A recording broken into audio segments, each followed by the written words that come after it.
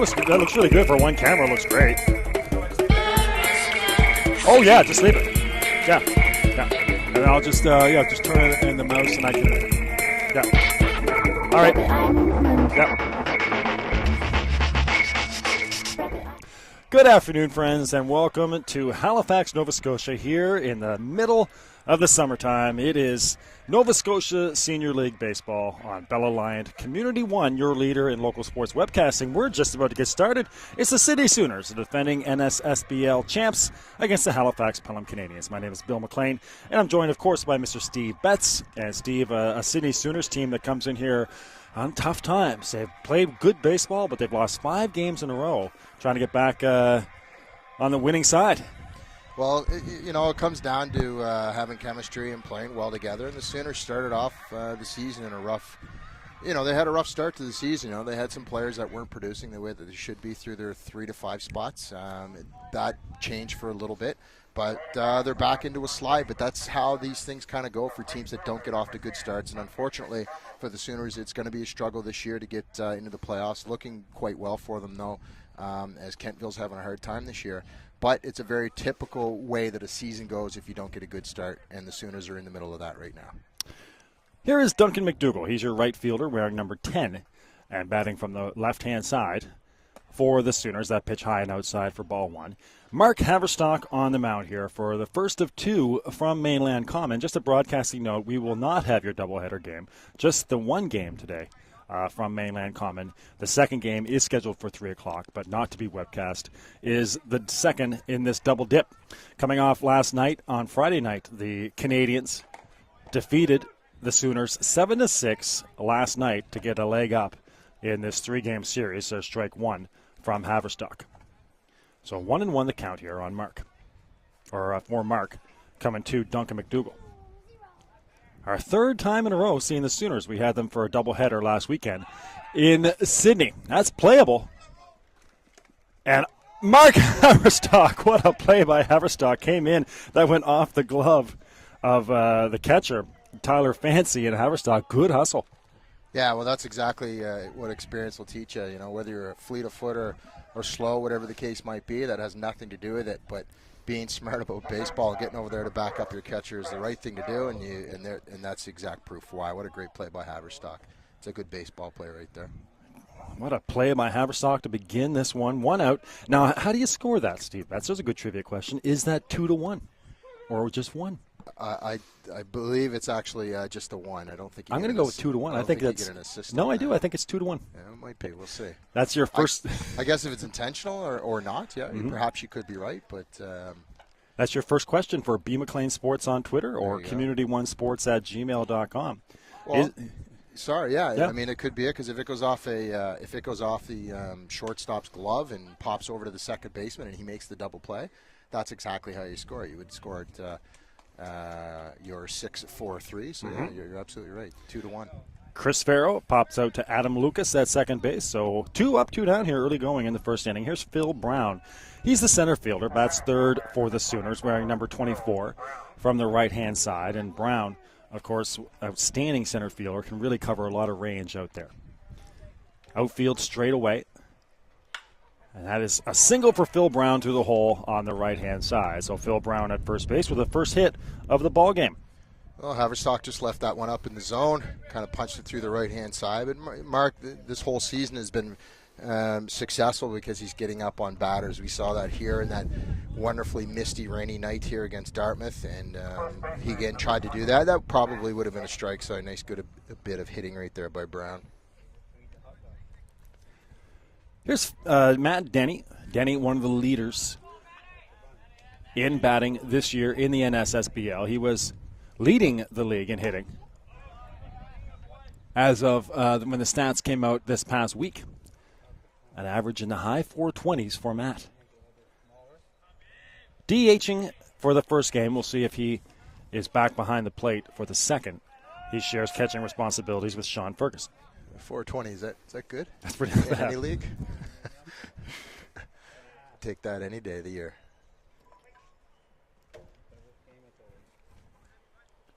Aaron Ferguson at third base in this game for the Canadians. Vino at shortstop. Lucas at second. and Murphy at first. Brandon Devlin in center field. Jake Pelham in right. Haverstock, holding Brown on first base. Didn't give him that cliche slow throw over to first because Brown's obviously a threat to throw over, so he tested him there and tried to get him off his feet, and he did. Tire him out a little bit. Pat Gilbert in left field to round out your Canadiens defense. Pelham Canadians come in here. They have been explosive with the bat in recent months, or the past month at least. That pitch just high and outside. The Canadians defeated the Moosehead Dry 22-15. And then the next day beat them 12-11. So it's the Canadiens team, Betsy, that we talked about last time we saw them. They can struggle with the bats, but then all of a sudden they can turn it on in a hurry. Yeah, very hot and cold team, no doubt, with the bats. But, I mean, again, it comes down to who your opposing pitcher is and the different strategies that it takes a little tweak here and there, your strategy when you go up to the plate, too. So, and that's Halifax is hot and cold that way. A little consistency, could take this team right to the top of this league. There's no doubt about it. But unfortunately, that's just not the way they play. The last time, these are two teams that have gone in different directions since the last time we had them in Sydney. The Sooners that weekend in June swept this Canadiens team. But since then, the Sooners have dropped 5 in a row. And the Canadiens have been playing very good baseball. It's funny, too. You talk about consistency. They're playing good baseball overall. I mean, defense is a huge part of it, and so is pitching. And those are the two things that have been kind of carrying them through when the bats go cold. On the outside portion for strike 3. Matt Denny caught looking. And that'll do it for the Sooners. A huge strikeout for Mark Haverstock. He'll get out of the inning. Well, that's the way Haverstock has started all year. Nothing surprising there. Nice pitch in the outside corner, off-speed pitch to fool the Sooner bat, and one man left on. So good for the Sooners, though. They get a decent start with a hit there. At least they break that no-no up early. So no runs, 1 hit, 1 left on base for the Sooners to begin this ball game. And here comes Justin Brewer. He'll be on the mound. And this could be a quick one, Betsy. We are talking about 2 pitchers here in Brewer and Haverstock who have been performing in this circuit for a long time. Yeah, Brewer and Haverstock are very similar in the fact that they'll throw strikes more than not. You see that stat always popping up on the screen. He's thrown 80 pitches, and 60 of them have been strikes, and 20 of them have been balls. These are 2 guys, especially Brewer, that will throw strikes and challenge the batters. They might give up they're going to give up the singles when there's no men on, maybe a couple out. But to be quite honest with you, both of these guys are very much around the plate, and that allows for a lot of strikeouts to happen as well, and they can fool you with some off-speed pitches, as you saw from Haverstock there. So that's always the type of pitcher I was, and sometimes it killed you, but at least you expected it. You knew it was going to happen. You knew you were going to give up the odd double here with no runners on, but you were confident in your pitching ability, and that's what Brewer and Haverstock bring to both these teams. The last time we saw Justin Brewer was last Saturday in Sydney at Susan McEachran, and it was a rough outing for Justin. Gave up 7 runs through 4 innings, 3 runs in the first. The Moosehead Dry on that day put their first 3 men on. So Brewer coming off a tough outing. He'll be looking to settle things down here against this Canadiens team that bring in the hot bats. Brandon Devlin, Ryan Vino, Jake Pelham, and Sean Peveril, should anybody reach. Here is Brandon Devlin, the center fielder. Shot down there to second base. And over to Matt Denny. Denny actually playing first base here today for the Sooners. Josh Forrest making the play for Sydney.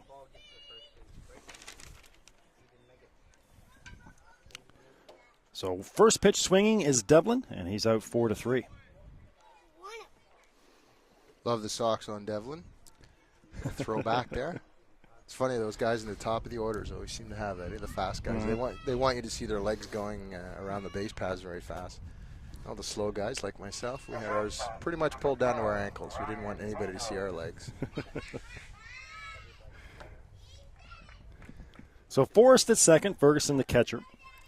Matt Denny at first. Chris Farrow, the outstanding shortstop for Sydney to round out your infield. Corey Christie, of course, the former league MVP down at third. Here's Ryan Vino. He's been a stalwart on this Canadians team for a long time. Once again, batting second and starting at shortstop for the Canadians. And Justin Brewer are pretty much asking what I'm asking. Where was that pitch? Well, I kind of wonder where that was because Vino's pretty much tight on the plate. That was a nice pitch, thigh high. And then high just above the belt. And again, Justin Brewer. Not getting any help. No. Right? Not getting any help whatsoever. So we could have a tight strike zone here.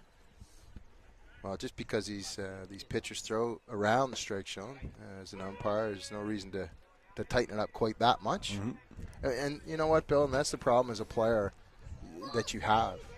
You just want the umpiring to be consistent throughout the league. And we've been here in games where the umpires are very lackadaisical about their strike zone, and then you come into a game like this, and that looked like Brewer threw at least 2 strikes. I mean, I would expect it as a batter. I know Vino was just kind of letting that first strike go by, and it was called a ball, so it was a bonus pitch for Vino. But to be quite honest with you, those are a couple of tight pitches right there. And here's the thing. As the game goes on, you don't want the umpire to change it just because it's late in the day or he needs to get home or whatever the case might be. So if he changes his strike zone later on in the game, that's going to upset the batters as well as the pitchers. So we'll see how this day pans out because those are some 2 beauty pitches right there.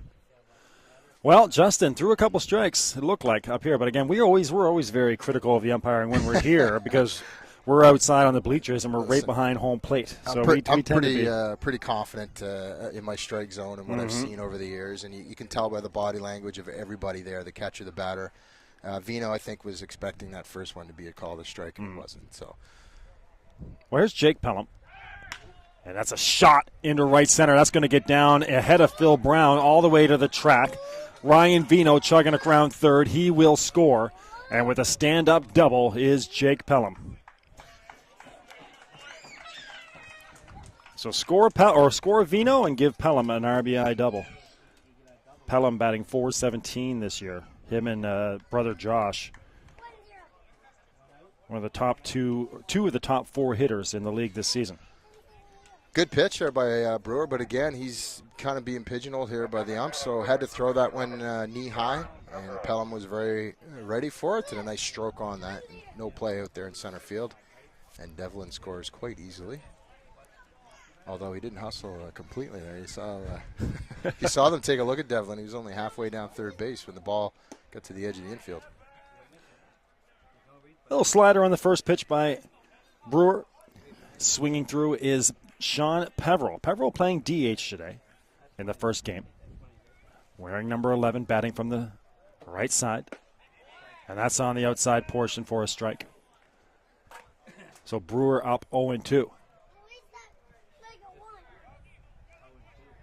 Runner at second is Pelham on that RBI double, scoring Ryan Vino for the first run of the game. Brewer's going to step off, trying to talk things over here with Sean Ferguson. Adam Lucas to follow, Tyler Fancy as well.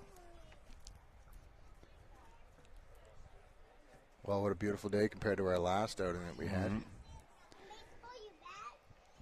Well, we're laughing about that in the PA booth. We've had a few nasty games to call this year. Yeah. But to be expected in this area. Yep. Been a while since we've been to Mainland. The last time we were here was early June. Didn't feel like June at all. November. Early November. Of course, Mainland Common, notorious for its weather, even in the middle of the summer. 1-2, that pitch inside, so a 2-2 count now as Peveril works his way back. Well, we're going to see how Brewer reacts to this.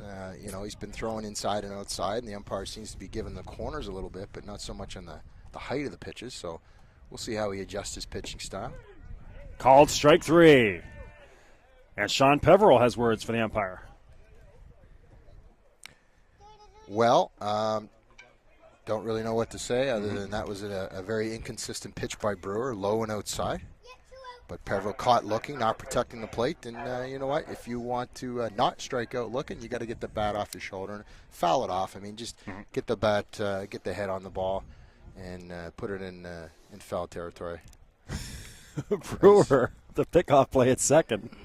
He made a good adjustment. Actually, that's going to be called a balk. Yeah, he didn't step off. He just kind of spun, and he didn't step off first. He actually did a spin move that didn't work for him. So unfortunately, there was some miscommunication between him and Short, and that's exactly what happened there. And Brewer kind of knows that he did it wrong. But that could cost them now. They're only 90 feet away, so a bad pitch or even a ball that gets hit into the gap. This base runner, obviously, he's going to be running. So with 2 out here, any contact. Well, fouled off by Lucas. As mentioned, Lucas in previous broadcasts always rock steady for the Canadians. Once again in the league leaders, playing second base every day. That's might drop in between. No, coming over and making the catch for the third out. So a nice running play there by McDougall to get over and make the catch, and that'll do it for the Canadians in the bottom of the first. But the Canadians break through with the run. Let's take a break here. You're watching the Nova Scotia Senior Baseball League on Bell Alliant Community One. We'll be right back with you with the top of the second inning. Corey? Okay. That's just came to my head there. So.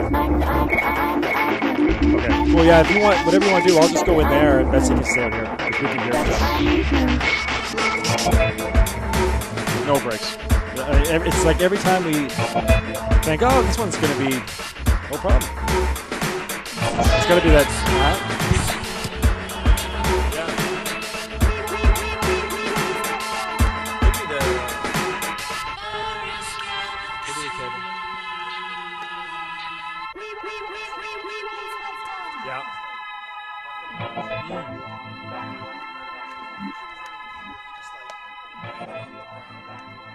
Walking on it, yep.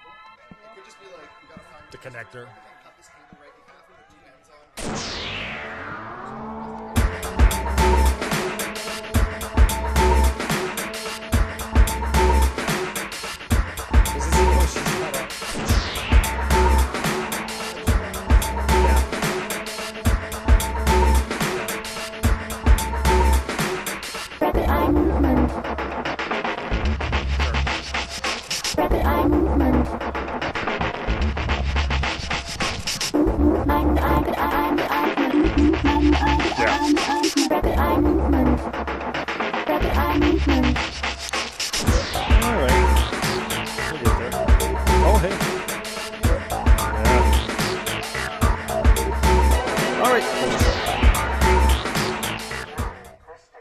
All right, friends, welcome back to the Ball Yard. Here's Corey Christie, the former league MVP from 2011, playing third base for the Sooners, wearing number 16, and batting it from the left side against Mark Haverstock out there for his second inning. Swung on by Christie down to third base. Pelham battling the sun. Vino comes over and makes the catch as he falls down on his backside. So some sun over there for Christie or for Pelham and Vino to contend with. But a nice support play by Vino. That's the second time we've seen the Canadians support each other defensively. Well, not the pitch that I'd want to see Christie taking a shot at, especially in the first pitch of his first at-bat of the game. You want to see him be a little bit more patient and work Haverstock. I mean, it's a battle of two guys that have been in this league for a while and know what they're doing up there. But Christie decided to swing at that low outside pitch, and you saw the result. He didn't get much on it. Pitch just off the plate for ball one. This is Jordan Shepard. Shepard, the left fielder, batting from the right side. Fastball, swinging strike. So 1-1 on Jordan Shepard. A beautiful day here in Halifax, right in the middle of the summer on a Saturday afternoon. Temperatures in the mid-20s with the humidity. Going through that standard Halifax weather we have this time of the year, just hot and sticky for 2 or 3 weeks. The battery on your smartphone must be working. Yeah, the humidity index and everything. Mm-hmm. And a very cleverly laid bunt here by Jordan Shepard. Just dies in the grass, no chance at all at third base for Pelham, and gives Shepard an infield single. This is a Sooners team, Betsy, that we've seen over the years will small ball you to death. Yeah, well, I mean, that's a strategy that I'm a big fan of. There's no reason why you shouldn't. People give it a title and kind of separate it from the regular game, but to be quite honest with you, it's just baseball. It's all a part of, the big ball of baseball. I don't know why it's over the years it's become a separate part. You talk about teams that just use power, and they only use power because that's the way their lineup is built. And to be quite honest with you, small ball, as they call it, has always been a part of baseball, but people just aren't very good at it because you have to bunt. And for some odd reason, people just don't know how to bunt anymore. That was a big thing that years ago was always a part of it. You see guys taking bunts in BP, but unfortunately it's not used a lot, and it works. It's a good strategy. Keeps guys in the game, too. You saw the pick-me-up. You saw him. He gets on. He's on first base. Shepard's down there, and his teammates are cheering him on, and they cheer him on like it's something magical that he did when all he did was something that's a part of baseball. So I'm a little jaded when it comes to that. I think it's a good strategy for sure. Runner goes. The throw down to second, and that sails way off into center field. And Shepard wasn't aware about that throw by Tyler Fancy. Veered off to the right-hand side. Well, Shepard has to pop up, and he's got to look at his third base coach. He's got to see what's going on. Third base coach has to be up the line, basically over the bag, telling him to come. And both weren't doing their job there. So 90 feet lost by the Sooners on that play. Shepard, you can usually tell if there's a play on you. There's no glove, no ball being on his leg or on his foot or anything like that, so you got to look for the ball. Bouncing ball, Ryan Vino gets over there. In behind second base, a strong throw to first to retire Sean Ferguson. Moving to third will be Shepard. And there you go, Bill. There's a fine example of bad base running. Shepard's now at third base. He could have scored on that one easily. Could have been a tied ball game here, but unfortunately, those little mistakes to make the difference in a game. Second baseman, number 44, Josh Forrest. Here's the second baseman, Josh Forrest. So an RBI opportunity for Forrest with Shepard down at third. Josh batting from the right side. Takes a strike right down the middle of the plate, 0-1. John Robinson would follow. Should Forrest reach? Haverstock from the stretch. Here comes your 0-1. Just off the outside plate. Now we're seeing some long glances by Mark Haverstock as well. Thought he had a strike there. Same location, different height. I thought it was a better height than that last pitch. So my eyesight's a little off than what Blue has today. The 1-1. Off-speed pitch and a beauty. Breaking ball on the outside portion. Yeah, nice over-the-top curveball there by Haverstock. That was a kind of 12-6 type of a curveball. Came over the top, snapped the wrist down. It's a nice pitch. Tough pitch to get through the strike zone. 1-2. High gas on the outside. Good mixture by Haverstock, but laying off is Forrest. Yeah, not working him inside at all. Keeping him on the outside. 2 out, just needs a ground ball, fly ball, something simple here. The 2-2. Haverstock comes set, delivers just off the tip of the bat to the backstop here. So we'll do the 2-2 over again. See, smart hitting there by Forrest. Not a ball that you can actually, he might have been able to drive that to right field. It was a bit low, but nonetheless, whether he intentionally fouled that off or not, it wasn't a great pitch to hit, but he stays alive. Here comes the 2-2. Curveball. Swung on to right field. Getting over there is Pelham. Nicely done by Jake, and that'll do it.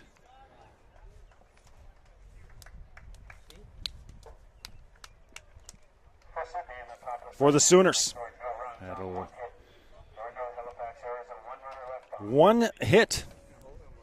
One left on base. So the second inning in a row that the Sooners haven't been able to drive home a run. And my apologies, Jake Pelham playing right field. I think a couple times I've said Josh at third base. Down at third base, of course, is Aaron Ferguson. Ferguson on the Twitter reached out to us. We had a chance to finally post some replays this week.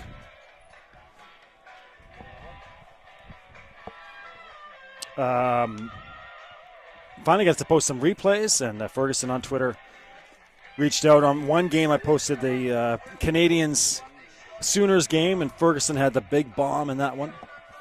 And so him and Anthony Iannetti were chirping each other on the Twitter, and Iannetti, of course, won that game but gave up that home run. Well, of course, anytime you do hit a bomb or a double or a key, you want to see the replay. There's no doubt about it, and that's the beauty of the internet.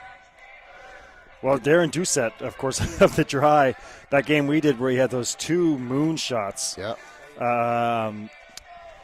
was after me to get that game up for a long time. He needs to see any more of his home runs on tape. They did look good. I was watching them on the replay. They were a couple of no-doubters right off the crack of the bat. One in particular that he hit down the line, more or less. I think it hit that house. That's the flick of the bat afterwards. Kind of unintentionally in the wrong spot over there at Beasley Field. Not too many guys can do that, especially with a wooden bat or a composite bat these days.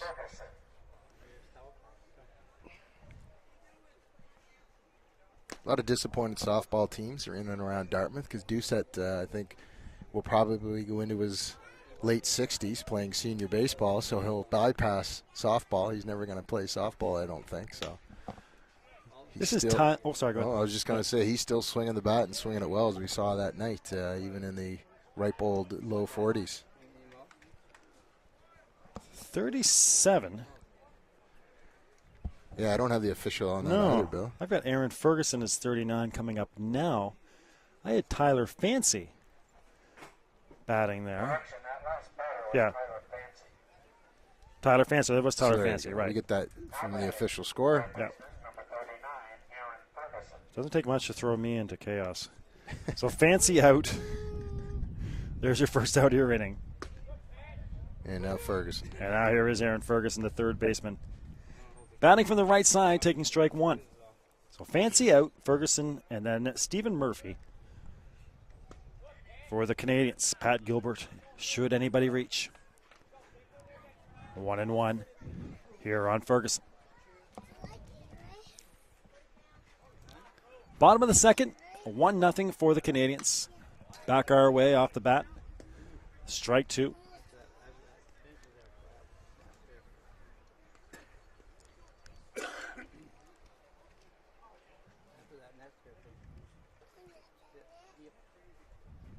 One of 2, of course, again, the Canadians beat the Sooners last night 7-6. They'll play again at 3 o'clock. Off the end of the bat, just getting enough is Ferguson to foul it off.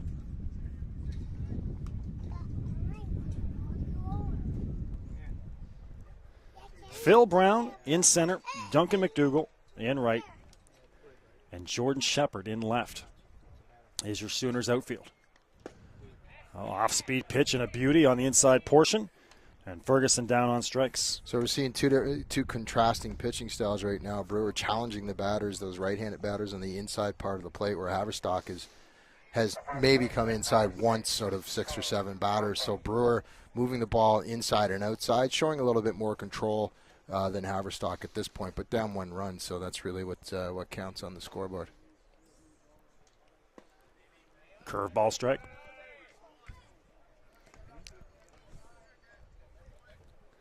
Stephen Murphy, the first baseman, wearing number 6, batting from the right side. That open stance, high and inside for ball 1.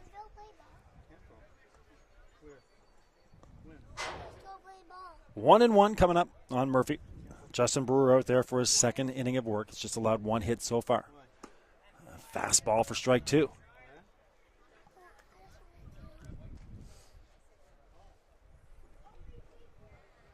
So Brewer has himself set up to get out of this inning. 3 up, 3 down, 1 strike away.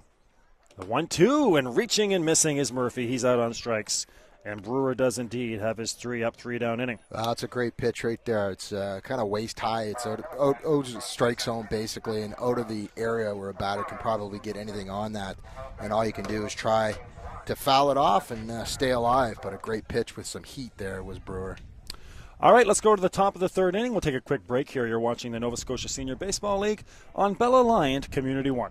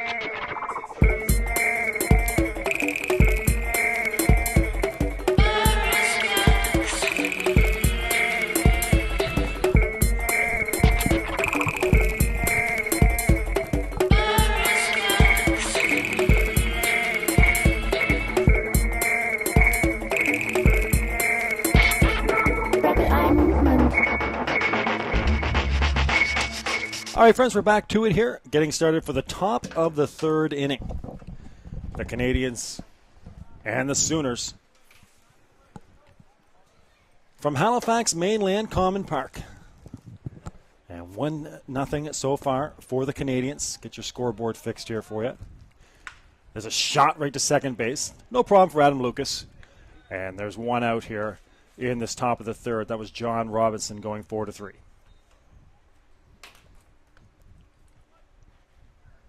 So, Betsy, pretty much what we thought so far, at least, maybe a good pitcher's duel developing here.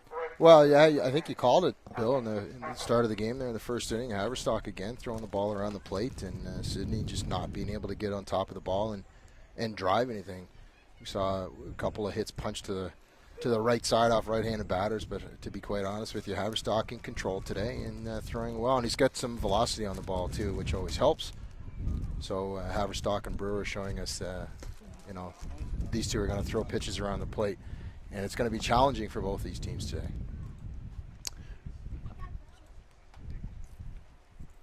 There's your scoreboard adjustment. 1-0 for the Pelham Canadians. A pitch off the plate. So Haverstock struggling here against Duncan McDougall. McDougall, of course, led off the game with that fantastic play by Haverstock, a pop foul that Tyler Fancy couldn't catch, but Haverstock hustling got to it and caught it off the deflection. Well, defense so far, you saw Vino come over in behind third base and catch that ball in the sunshine. Was able to get under it and caught it. So Haverstock and Vino playing some good D, which, really that's exactly what Halifax has done this year to stay in contention. There's a single for McDougall. That gets through on the left-hand side.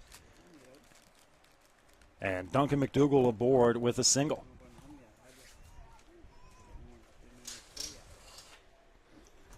So the Sooners have a base runner here in the top of the third.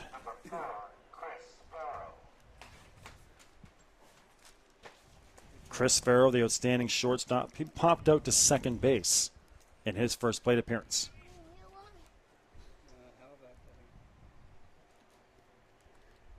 Again, contact information on your screen, community1sports@gmail.com. And on the Twitter, strike one on Chris Farrow.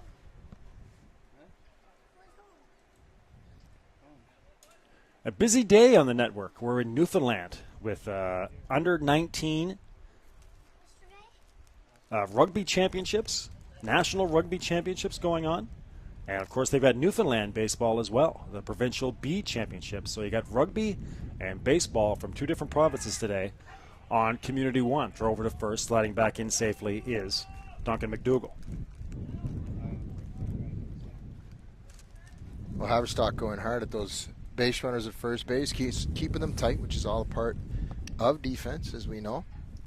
Not giving up an inch over there.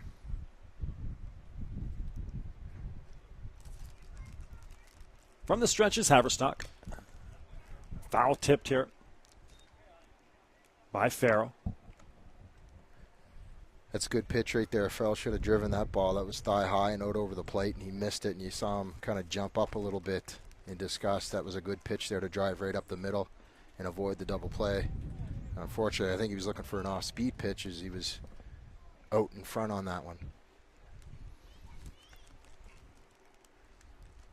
Haverstock takes a look to first. Going, but popped out to right field. There's Pelham. And getting back to first is Duncan McDougall. So 2 outs here on the pop-out by Farrow. It just shows you how important getting to certain pitches are. As we saw the hit and run on there, and he missed that previous pitch. And unfortunately, didn't work out for them on the second pitch as the steal was on. The hit and run was on and a pop-up. So had he been able to get to that previous pitch and drive it, he could have a first and third situation. Here's Phil Brown. Brown had a hit for the Sooners back in the first inning. And then was left stranded.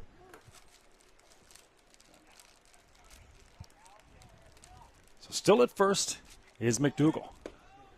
Brown threatens to bunt, pulls off, and it's in for a strike.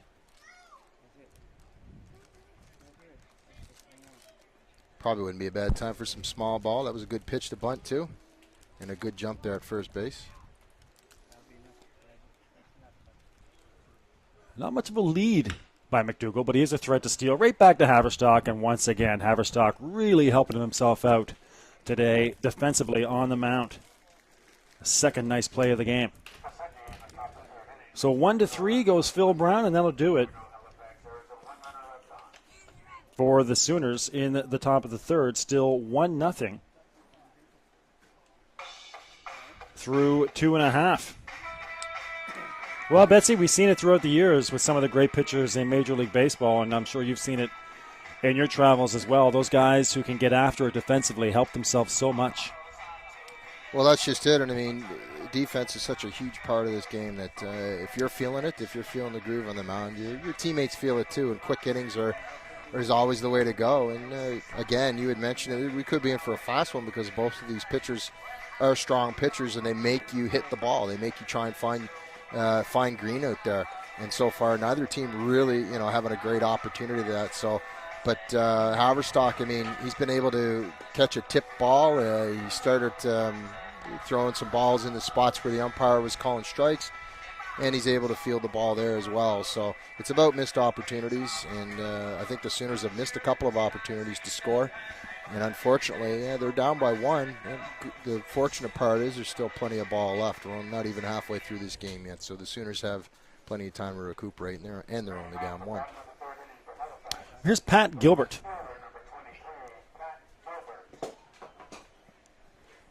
First plate appearance for Gilbert.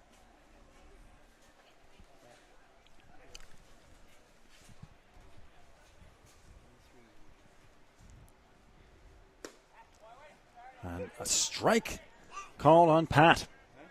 Ouch. I was thinking the same thing. Catcher caught that one kind of on the forehand and away from the plate.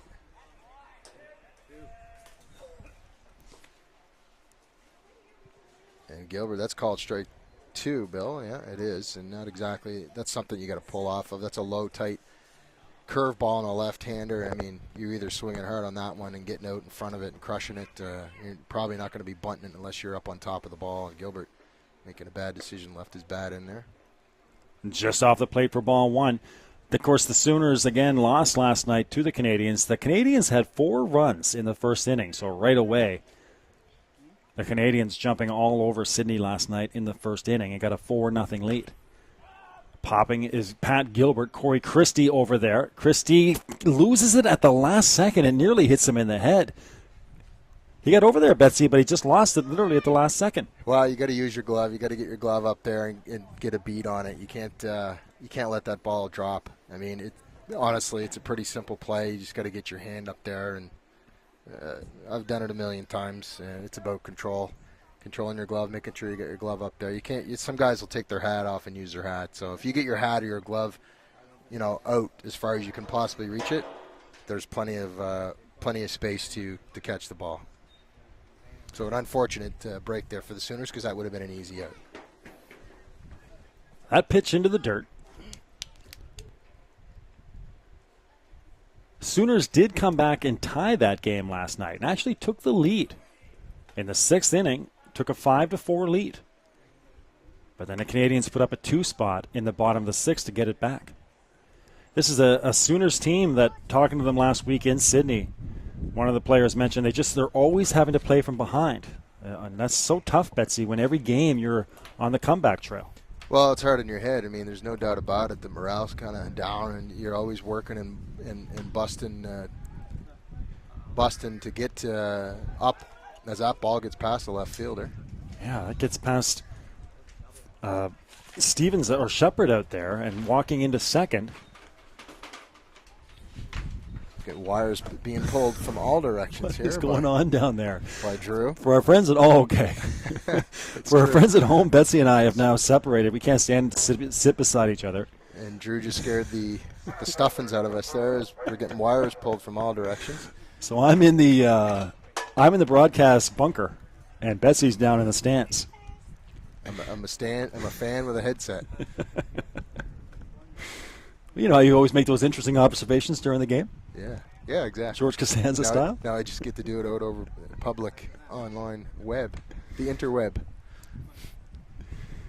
So a double for Pat Gilbert. Again, that one got past Forrest or Shepard in left field, and that allowed Gilbert, the speedster, to stand up. So the Canadians have a runner on. That's going to get past Ferguson. Strolling into third base will be Pat Gilbert.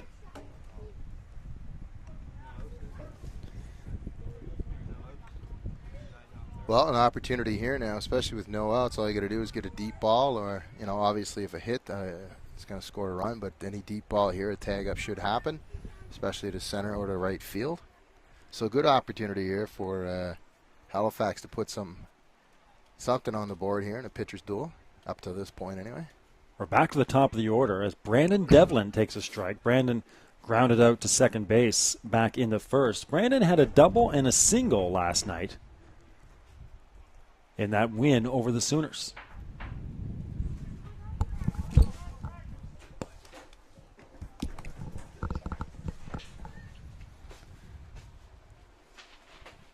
So an RBI opportunity here. Still no outs in the inning. And again, one of those games where every run could be precious. Curveball inside for a strike. Is that Devlin went around, or was that a called strike? That was a called strike. No comment. The catcher certainly caught it in the right spot, but that ball curved around the plate, believe it or not. But that was just a well-placed curveball by Brewer. And then gas on the outside into the dirt. You had 2-2 the count coming up here on Devlin. Well, as I say, even a slow roller, the short and second are playing fairly deep in on the corners. So something hits slowly in the infield could score a run. And again, a fly ball or anything. So not a good situation here for the Sooners to give up a run. Pat Gilbert 90 feet away. And a shot that's going to get past Forrest into center field. Brown gets over. Scoring will be Pat Gilbert for the Canadians' second run. A solid RBI single for Brandon Devlin. Good hitting there by Devlin. Shook off that inside call and just got the bat out, the head of the bat on the ball, and drove it to right field. So good hitting there. 2-0 for the Canadians. In the third inning, here's Ryan Vino. Vino walked, scored a run back in the first. Again, it's not a bad thing to have Gilbert, who's been all over the lineup for Halifax, in the number 9 spot. That's like having 2 starting goaltenders on your hockey team. It's a good problem to have. So Vino had 2 singles last night in that victory. That pitch low and inside.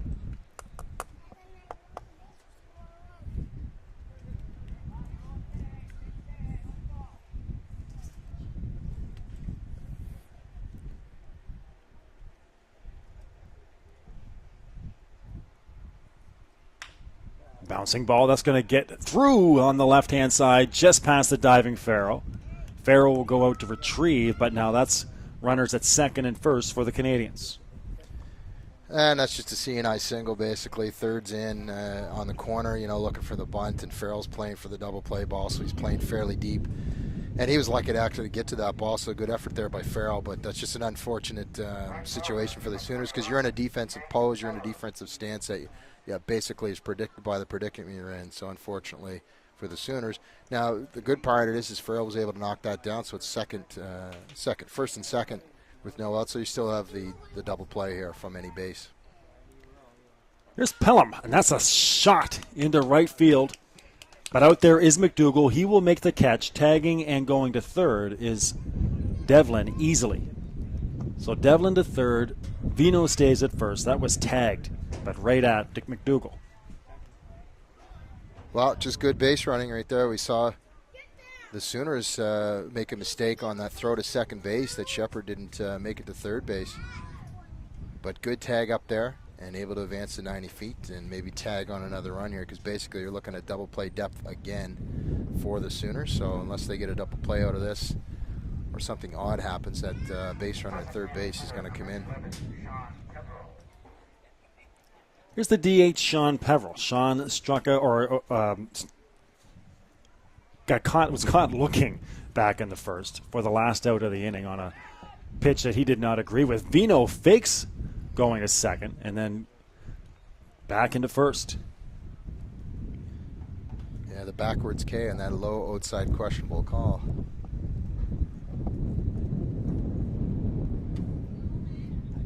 And another mistake at first base, you've got to be moving back to the base, especially when you hear going, and meaning that base runner has taken at least a couple of power steps towards second base.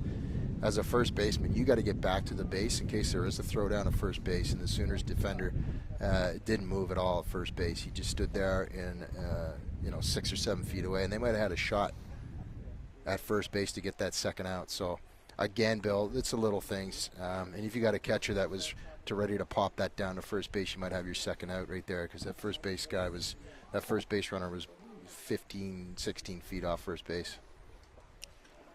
1 out in the inning. Runners at third and first. Brewer trying to get out of this. Vino goes. Peveril fouls it back. So 2 strikes now, and Vino will make his way back to first. So double play still in order here. Outfield shaded slightly to left field.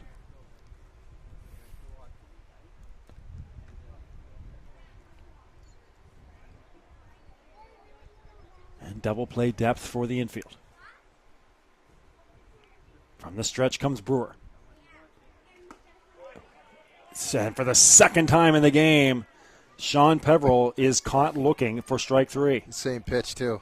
And Peveril knows it, and he's not going to say a whole lot because he got fooled twice. A tough day for Sean. But at least a consistent call by the umpire there, and Peveril, unfortunately, was the victim on that one. Twice? Well, Sean's been known to let the umpire what he thinks. Let the umpire know what he thinks. What he's thinking, yeah. I'm going to get there. You're doing a lot up there. Well, once I start to having to do this up in the booth. Yeah. Why is every time we together, I'm always have to go up to the computer here. I have no idea. Drew's down there. Yeah. Drew's down there collecting orange cords. For our friends at home watching who are with us on a regular basis, there's a strike by Justin Brewer. We were unable to get our second camera working, so that's why we have the one camera shot. So our apologies for that. It's the curse of Betsy once again. Schleprock. Every time you're here, our second camera doesn't work. Or the weather's horrible, except for today. So today the issue was technology. Vino doesn't go. That is popped by Lucas. Getting back is Forrest, and he can't make the catch. Devlin scores. Here comes Ryan Vino all the way from first base scoring. Good hustle by Vino with 2 outs. He'll score from first. Well, anyway, a slice that's probably an outfielder's ball. Both Sooners converging from the outfield on that ball, and unfortunately that ball was dropped. Probably not the infielder's ball, and the outfielders have to take control and at least communicate, and you'd think between the 3 of them they could figure it out.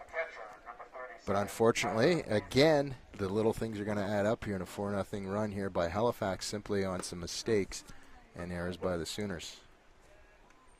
It's been a tough stretch for Sydney. In a game last week, or those 2 games last week in Sydney, they made some critical mistakes in games that they could have won against the Moosehead Dry. That's in on the hands for strike 2. 0-2 here. Brewer 1 strike away from getting out of this. We can't fault Brewer. I mean, Halifax is putting the ball in play, but his team isn't exactly.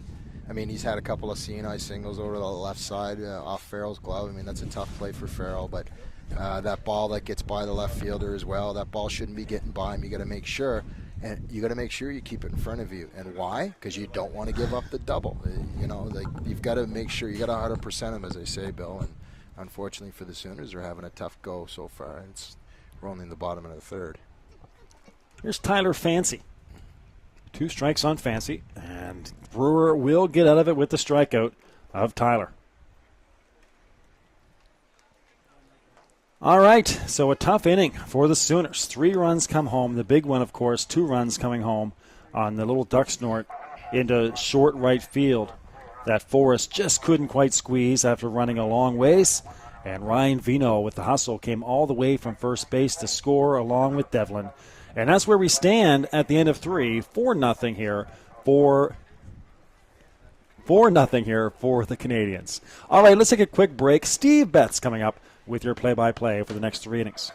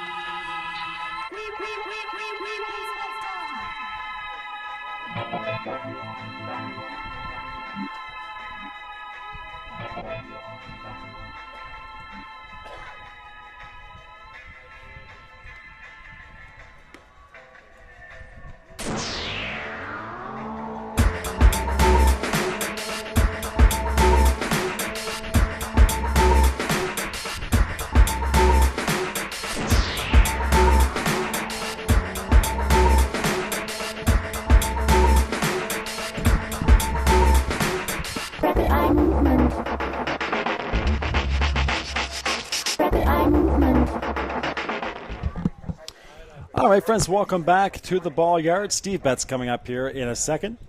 Here's Matt Denny. And we talked about the average of Matt Denny, or tried to take a guess in his first at-bat. Didn't have the stats in front of us, but now here in the bunker, stats in front. And Matt Denny batting .468 this year. Takes a curveball strike. But Denny, in 47 at-bats, has 22 hits, 11 RBIs, batting .468. So here's your league leader in batting average with an 0-1 count for Denny. Off-speed pitch out in front, 0-2. Mark Haverstock out there for his 4th inning of work. Of course, Denny wasn't on that Nova Scotia senior baseball team, or that Sydney Sooners team that won the championship last year. But back with the team this year, and looking to guide them to a repeat performance. And so far, he is leading the way with that .468 average. Betsy, did you ever have a .468 year when you were playing senior baseball? Not a year. Maybe the first game of the season. Mm-hmm. I got a 3 for 4 type of day. But no, nothing. Never that high, Bill. 0 for 2 so far is Denny. Got caught looking in the first and then rolls over on 1 to third. And he's the first out of this inning. Here's former MVP Corey Christie. Christie, the third baseman. Batting 5th for Sydney. Christie popped out to shortstop in his last at-bat. Yeah, that was the last at-bat that Christie swung at the first pitch low and outside. So already he's 1 pitch deep, which is good. This is a better at-bat until he just got fooled by that slow, meandering curveball. He's got to look for something to drive here. Get a fastball, work it into the count that he wants, and try and drive something and get back on the hitting course. A bouncing ball down to first base, just foul and past Murphy. Sooners on the comeback trail once again. I would have been back earlier, Bill, but the walk to the rock is a little bit farther than I expected. Of course, we know there's friends of you, or those of you watching in Sydney. Great to have you with us. Thanks to everybody who had us last weekend at Susan McEachran. Betsy, as you know, not easy to deal with me and Drew Democus. And the folks at Susan McEachran, always very patient with us, all the great staff that work at the canteen and do the operations. All the high demands that you two put on everybody around you. Christie bounces out to Haverstock, so the 3rd time in the game that Haverstock's made a great play. And by demands, I don't necessarily, it's because you have high standards. No. It's just demands. There's a lot on the rider for you guys. We could be taxing. So thanks to our friends there in Sydney. I know you're watching, so reach out to us if you have a chance. community1sports@gmail.com and B. McLean Sports on Twitter. Pitch off the plate and outside. Here's Jordan Shepard. Jordan had a single, stole a base, and was left stranded back in the second. Haverstock 1-0. And on the inside portion for strike one.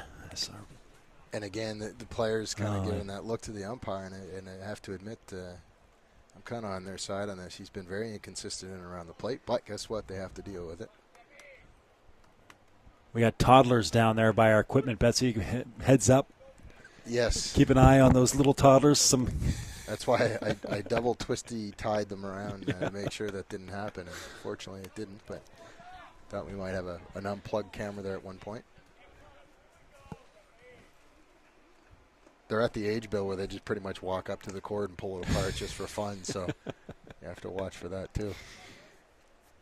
We got 2-1 coming up here on Shepard. So if you lose our one camera, you know what happened. If you only hear audio. Yeah. I think we're at full now, Bill. That was a 2-2 pitch. Just off the plate, too. So a full count coming up for Shepard. 2 outs in the inning. Haverstock trying to get his first 3 up, 3 down inning of the game. In on the hands, foul down the third base line. Good bit of hitting right there. That's a call you don't want to leave up to the umpire. It's too close, so you got to get the bat on the ball. And, you just pull it foul there, but that's a good bit of hitting here. It gives yourself a chance, and now you got to fight yourself back into a kind of a hitter's count. I know it's full count, but it's about whatever the next pitch is going to be. So the full count pitch popped down the first base line. It's going to drop. Just in play, but landed in the stands, actually. Oh, it did land in the Yep, stands? Up in the middle, yeah. Here it hit the stands up there. So another good play there. Nice pitch by Haverstock, though. They're setting up. The umpire's been giving them that pitch all day. 4 innings deep here, and he's probably thrown 15 or 16 pitches to that outside knee-high for the catcher pitch, and it's worked for him. So a good bit of hitting again. 2 pitches in a row. Look for the same style of pitch. It's going to come inside this time. Again, good bat now by Shepard. Battling off some tough pitches here. So that's 3 fastballs. So Haverstock not going anything off speed. Might have thrown him a changeup there in the 4th pitch previous to that, but sticking with the fastball. In the dirt, Shepard earns the walk. You put him down at first base. It looked like a changeup there, Bill, that he just threw short.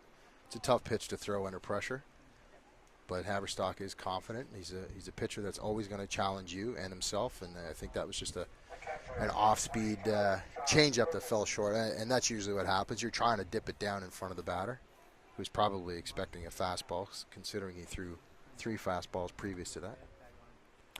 Haverstock comes in here with a 5-1 record, with a 2.70 ERA. That's good for 3rd in the league leaders. And strike 1 for Haverstock. Here's Sean Ferguson. Ferguson grounded out to shortstop in his first at-bat back in the 2nd inning. So Haverstock, once again, amongst the league leaders in pitching, having one of his typical seasons.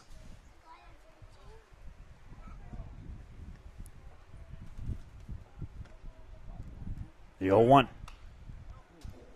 And curveball fouled back by Ferguson.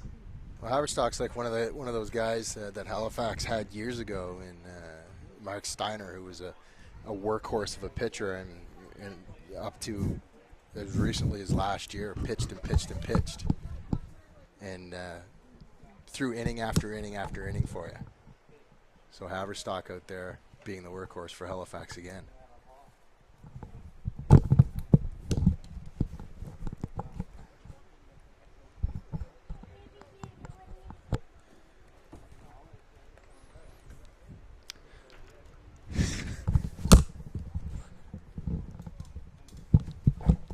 Here's the 0-2 on Ferguson. going. And out at second base is Shepard. A great throw down there by Tyler Fancy. Good pitch to handle and good pitch to throw on a throw at a base runner. Fancy with a nice throw there. We saw him sail one into the center field before, but he had to rush that one. So a great play there by Fancy. All right, so that'll do it at the end of we're halfway through the fourth inning. Steve Betts coming up with your play-by-play to begin the bottom of the fourth. We'll take a quick break here on the Nova Scotia Senior Baseball League on Community One.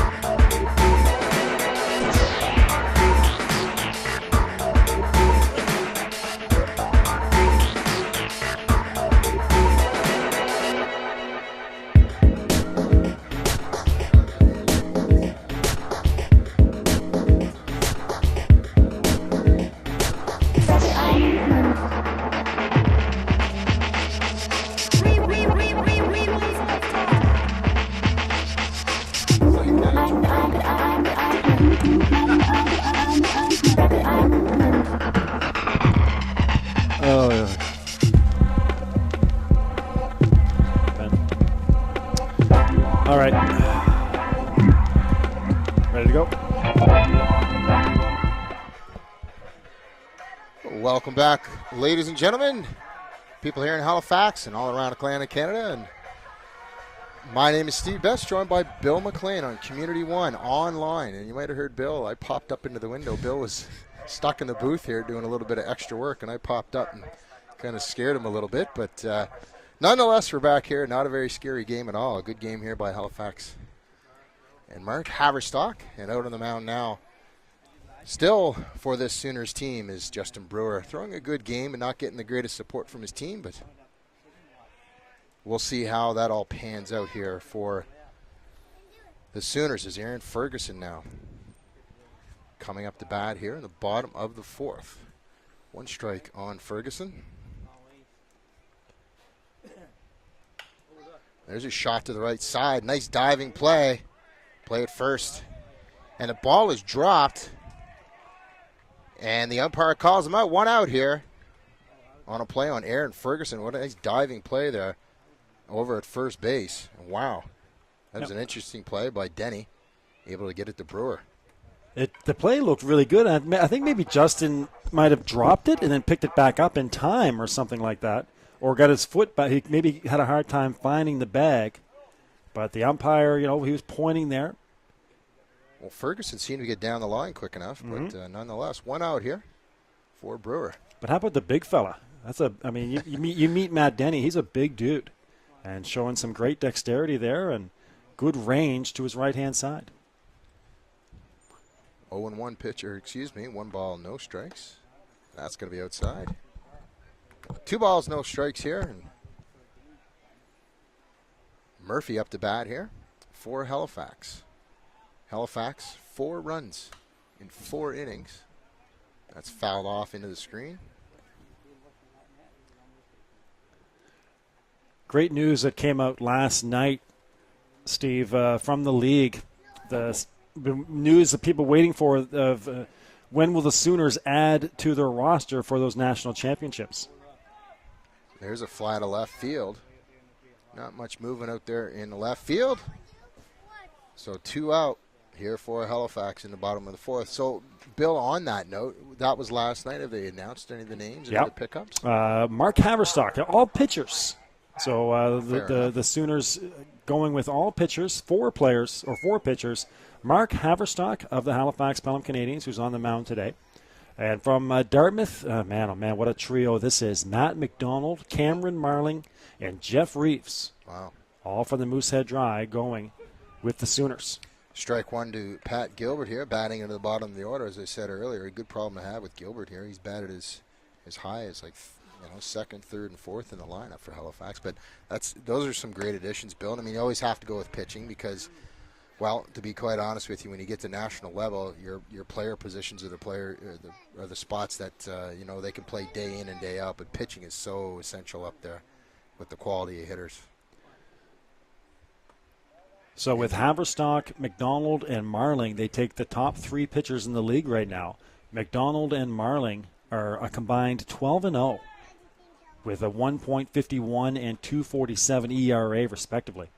Gilbert down 1-2 with 2 out. There's a pitch, shot, and that looks like it's going to fall into the gap for a double.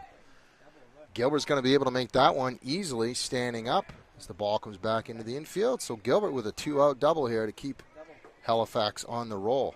Yeah, 12-0. I mean, think about that, and I'm sure their ERA is fairly low as well. But I mean, as I said, pitching's so essential when you get to the national level that those are some good pickups. Anything in there, Bill, that you anybody missing maybe? I mean, you can't knock bringing those guys. McDonald having a stupendous year.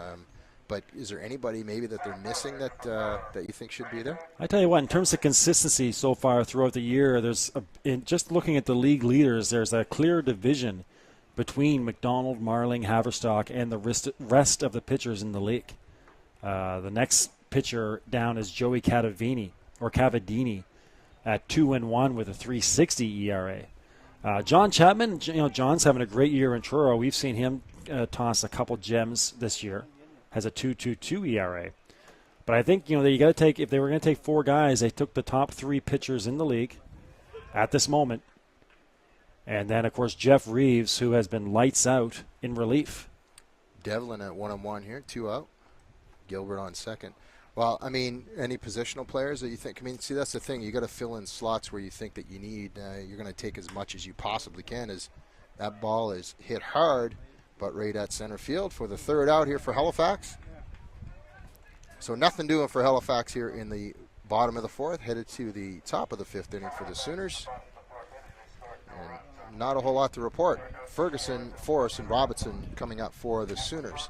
So, I mean, when you talk about positional players, I mean, you're going to go with what got you there. And, I mean, you don't want to take away from any of the players that, played the 30, 35 games for you in the regular season. But any omissions in the player spots, basically you're going to pick up somebody that's hitting 450 or somebody that's got a gold glove at second base or something along those lines. You're just not going to bring somebody that's good. You're going to bring somebody that's great. So is there anybody in the league that you think should be going maybe as a positional player?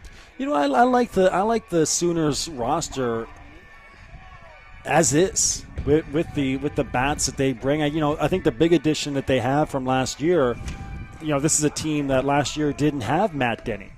So that's pretty much an addition right there. If you talk about adding guys to the roster, it's the same team with the addition of Matt Denny, who is leading the league in batting average. So I think it's always a tough call for positional players because you've got a guy like you pick any guy out there that's played a multitude of games for you. You don't want him to get bumped just because. But sometimes you look at injuries. You look at guys' season and how it's going. You might pick up a positional player, but pitching, if you go down the list of years when they're picked up, it's always pitching positions. You weren't available, Bill? No, they didn't come. I don't know why they didn't come. You haven't been throwing or anything? I will be making the trip. Funny you should ask. Well, just not as a player. Yeah, of course we are the home for the Canadian Senior Baseball Championships, and I'll be over there along with Chris Abbott. You can catch every single game and follow the Sooners on the Bell Alliant Community One. There's a shot for Ferguson, and a good start here for the Sooners in the top of the 5th. Just what they needed. Ferguson went 6-3 last time and gets his first hit of the game. That's a solid knock for Sean Ferguson. Ferguson, I mean, the thing about the Sooners and their lineup is they got a lot of guys who can do a lot of different things. Guys like Sean Ferguson, Ken Long, Matt Denny, Justin Brewer can also hit. So they got some versatility throughout that lineup. Well, here's Forrest now, number 44 for the Sooners. Ferguson on first. Haverstock still working on the mound here. 4-run cushion that's chopped into the dirt. That's going to bounce down to Coach down there at third. Coach is never going to work too hard to get those ground balls. So if there was any time for the Sooners team to step up, now would be the time. They got to No out runner on first. Just want to stay out of that double play. You can see Halifax in that typical double play position. There's a fouled off. That's going to be 0-2, and you can see the defensive posture of this Halifax team out there. Pretty straight away is Devlin, except he's shaded a little bit to right, so kind of playing that gap over in right center is Devlin for Forrest. Haverstock comes to the pause. There's the pitch. Grounded to second base. That's a double play ball. There's one. And there's number 2. So nice play there by Halifax. The middleman getting it done for Halifax. And quickly getting 2 out and knocking down Ferguson and his single to start off the inning.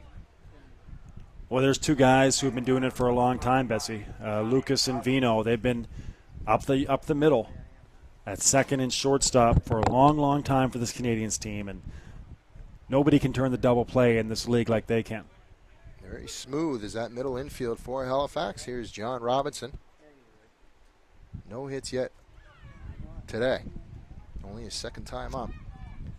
As Haverstock, nice to see his defense backing him up as he's been playing good D, and that's going to be fouled down the right side. As you said, Bill, Haverstock playing good defense, being able to knock down a few hard hit balls back up the box, but his teammates have been stepping up to his level today. Nice tip play from Haverstock earlier on in the game to kind of set the tone as he tipped it over to Tyler Fancy here by the backstop. Robinson DHing for Brewer. Takes a hack at that, and that bounces off his helmet. Foul ball. 0-2 now, 2 out. I think obviously, Betsy, getting back to that national talk, you have someone might say, why not Chris Head?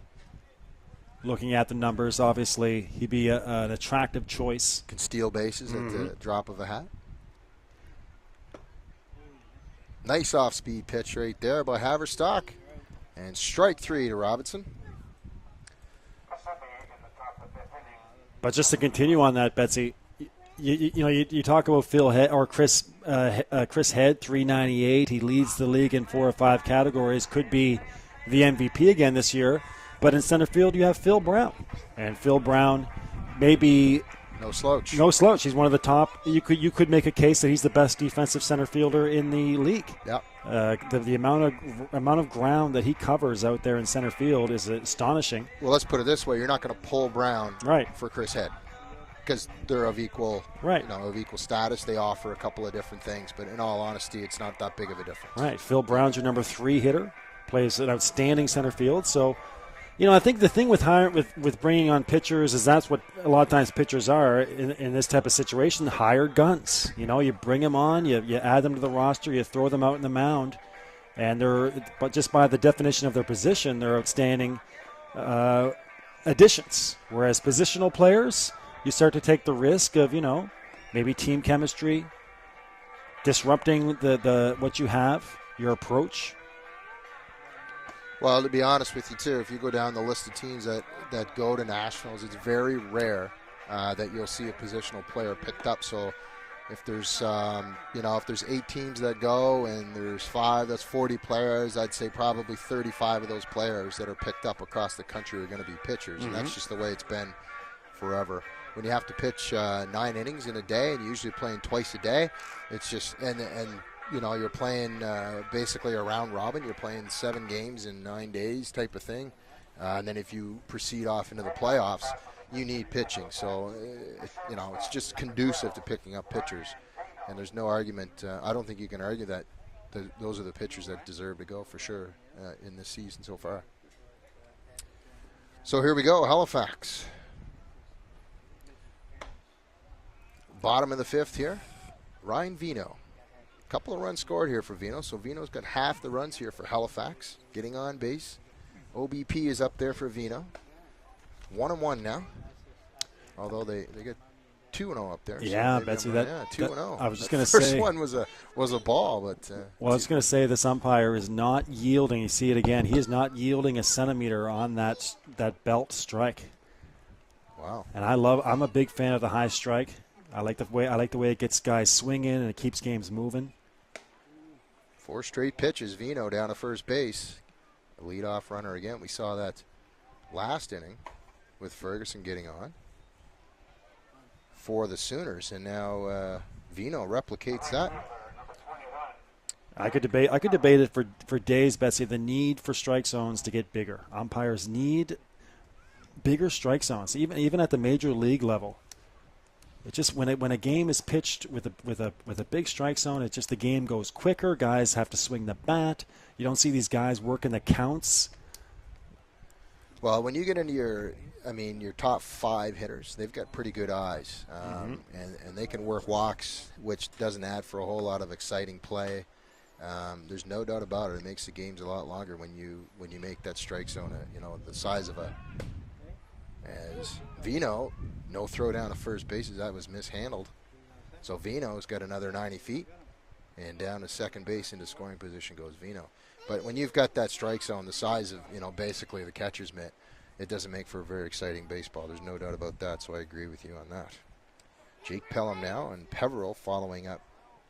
Pelham on deck in the DH spot, and then Adam Lucas if we get that far. There's a shot down, but foul down the right side. It's going to stay in play. Going to have to pick that one up. So Vino getting a couple of runs here. Gilbert at the bottom of the order getting a run, as well as Devlin. So the top of the order doing their job. As Brewer gets that foul ball back in his hand here. No balls, 2 strikes, no out. Vino on second. Jake Pelham has an RBI here. Could get another one here with a nice knock. They're playing Pelham to pull as he fouls that one off into the pole. Nearly hit our camera. How's our picture, Bill? It didn't move any, did it? Down to 1. It's a very important camera at this point. Jake, of course, we talked earlier about Josh and Jake. Josh batting .421 and Jake batting .417. 3rd and 4th place, respectively, in the league leaders. Jake now stepping in. Vino on second, causing a little bit of problems here for Brewer as they're watching him closely. Got to keep him tight out there. Try and get him from not scoring as Pelham pulls the ball. Nice hop there. Play to first base. So Pelham down, but Vino able to move over to third base with 1 out. So Pelham doing his job, getting out, but nonetheless doing his job. Tough day for Pelham. He has been right on Justin Brewer, picking him up really well, and every at-bat has made solid contact, but just hasn't found a gap yet. Well, the coach is going to look at him and say, man, keep hitting that baseball. Something's going to happen for you. So, as you said, Pelham hitting the ball well, but just not finding those holes. So here's Sean Peveril now. And Peveril having a rough day today. A couple of outside low pitches have seen Peveril walk back to the bench, scratching his head, wondering what's going on. So maybe he might be aware of that now. Let's see if he gets fooled 3 times as Brewer's working on him with 1 out. There's a high pitch outside. Brewer missed that one. You could tell. 2-0. And Vino on third. Keep that in mind. You might not see him on your camera, but he is over there with 1 out. So anything, as you can see, the Sooners' defense is in on the grass. Wow. Oh, man, Betsy. Yeah. Justin Brewer, I think Brewer's... I feel like giving Brewer a hug. He looks like he's just going to walk off the mound and go back to his car after that pitch. Listen, you talk about our vantage point here. We got a pretty good vantage point, and I have to admit, there's a lot of balls that have not been called strikes that any other umpire would have called them strikes. This could easily be Pelham could be, or Peveril could be out on strikes. Easily, yeah. 3-1 now. Popped up to the right side in behind second base. Called on. And a nice play here, and Vino's going to fake it. There's the throw, cut off at first base. So a nice play. Seeing that, Bill, that's exactly what you need to do. A little bit of communication out there, as we heard the right fielder for the Sooners come barreling in and make the play. So over and right, that's McDougall. Good play by him to call off the infielder for us. Well, Forrest just gets after it so hard. You almost wonder, if he would just let up a bit and allow the right fielder, kind of concede. But Forrest chases after those balls so hard. maybe it's just really hard for McDougall to Nah, wave him off. Well, here's the general rule: is it's the outfielder's ball. Right. I mean, the infielder's going to charge for that ball as best as he can, and the outfielder has a much better vantage point to check that out. So you can't fault McDougall for coming hard, but a much better communication. And had they communicated a couple times like that, you wouldn't see those 4 runs up on the board. So Sooners have a few little defensive things, kinks to work out, shall we say. So. Well, good recognition as well after the catch to immediately get it into Matt Denny. I've seen Ryan Vino score in situations like that. He's one of the more craftier players in the league. Quick. Yeah, very quick, and you're absolutely right. That is a smart play. So we get 2 out here, bottom of the 5th, 4-0 Halifax. Stephen Bill with the call. Adam Lucas now. Lucas had a walk and a single. He's been getting on base here for Halifax. we always talk about Lucas and how you just pencil him in. And here he is, 346, 10 RBIs, 18 hits. You just every year you just pencil in his numbers, and he just provides them. Down the right side, high hop. Brewer's got to get over, and he does. Steps on the bag. Third out. So Vino left on third base. As Vino gets on, Pelham couldn't get it done. Peveril and Lucas couldn't get it done as he is thrown out. So no runs. So Halifax couldn't add to their lead. But you're right about Vino. He, as you say, pencil it in every year for this kid. Is there an OBP on that, Bill, and those stats? Or is there well, Lucas. Vino as well, but Lucas was... Vino and Lucas. Yeah. No OBP, Nothing but OBP. again, like it just seems like every time, this time of the year that we have the Canadians, those are the exact same numbers you see for Adam Lucas. Just unbelievable. And again, as we mentioned earlier, him and Vino up the middle, not easily, but probably the best defensive tandem Well, I was in the going league. to ask you that if you had to pick between, all the tandems in the league, and I know that changes every once in a while because of player personnel, but they're probably the best two, in the league up the middle. I think just because they've been together so long. Yeah. It's not necessarily because they have more skill or anything else than any other tandem, but just, you put two guys together for that long, and they're going to make those double plays seem much effortless. And then their offensive totals, you get yourself a pretty good tandem.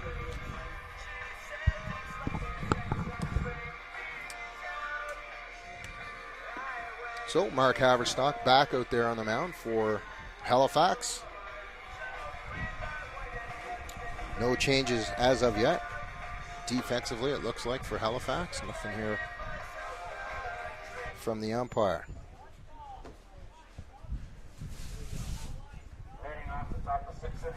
So you can hear it in the background. Top of the order here for the Sooners, Duncan McDougall, followed by Farrell, Brown, and in the fourth spot, Matt Denny.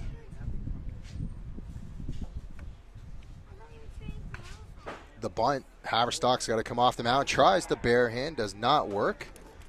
As the second bunt of the day for the Sooners works, as McDougall picks himself up off the turf. Nice bunt, gets McDougall on the run. McDougall's falling off the mound the other way, so he's not going in his natural motion towards the ball. So a nice bunt down the third base line. Makes it very hard for a right-handed pitcher to get to that ball.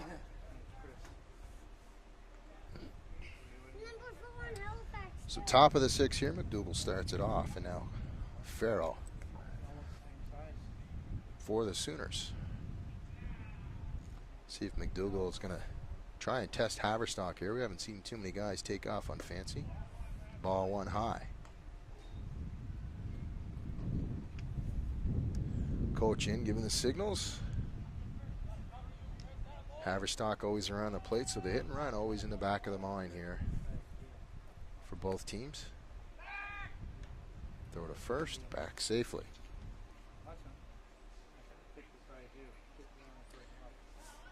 Farrell playing shortstop today. Up the middle with Forrest. Talked about the Vino and Devlin tandem out there. Not a bad tandem from this Sooners team as well. Haverstock squared a bunt. There's a throw to second. One hop, and had to make the catch first and then the tag. Safe at second base is McDougall. Nice throw, though. A little short, but nonetheless, that little bit of extra play there that Devlin had to make was just enough for McDougall to get into second base for a stolen base. That's Lucas, excuse me, not Devlin.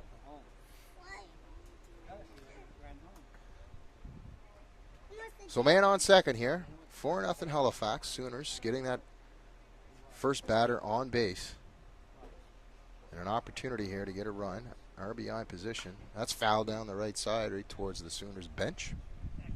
Farrell just getting a piece of that pitch on the outside part of the plate. 1-2 is the count. Haverstock's been working the outside part of that plate all day long. Been getting the calls there from the umpire as well, so he's probably not going to stray from it until he has to. 1 ball, 2 strikes. Haverstock. The pitch outside. A little too far outside. 2-2 now. No out. Probably thinking he can play this a little bit with Farrell. Open base down at first base. Don't want to give him anything to drive and give up a run and get the confidence of the Sooners up. So again, there's a pitch in the dirt, knocked down by Fancy. So again, Haverstock not giving up any good pitches to Farrell. Farrell's got to be ready though. See if he can't pull something here. Halifax playing him straight away. Full count, no out. McDougall on second. Here comes the pitch. It's inside, call the ball. Beautiful pitch by Haverstock. But the umpire staying consistent on those right-handed batters, not giving up that inside pitch as a strike. And again, though, Haverstock not going to give up anything that he's going to give up a run on. So smart pitching there by Haverstock with the open base. So no out, Farrell on, McDougall on, and now here's Phil Brown. Brown with a single so far in this game. So 1 hit for Brown. Couple of quick innings for Haverstock, the last 2 innings, but in a little bit of trouble here now in the 6th, excuse me. Sooners sensing it here. You can hear them chirping a little bit from the bench, which is a nice sign for Sooners fans.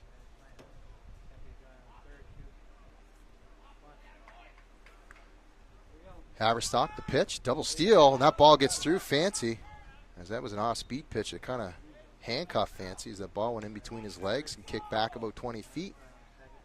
So nonetheless, had Fancy come up with that, I don't think there was going to be a play. So some aggressive baseball here by the Sooners. Get some couple of runs in scoring position here for Brown, your number 3 hitter for the Sooners, Denny, and then Christie. So 3 solid hitters here for the Sooners. If there was a time, now is the time.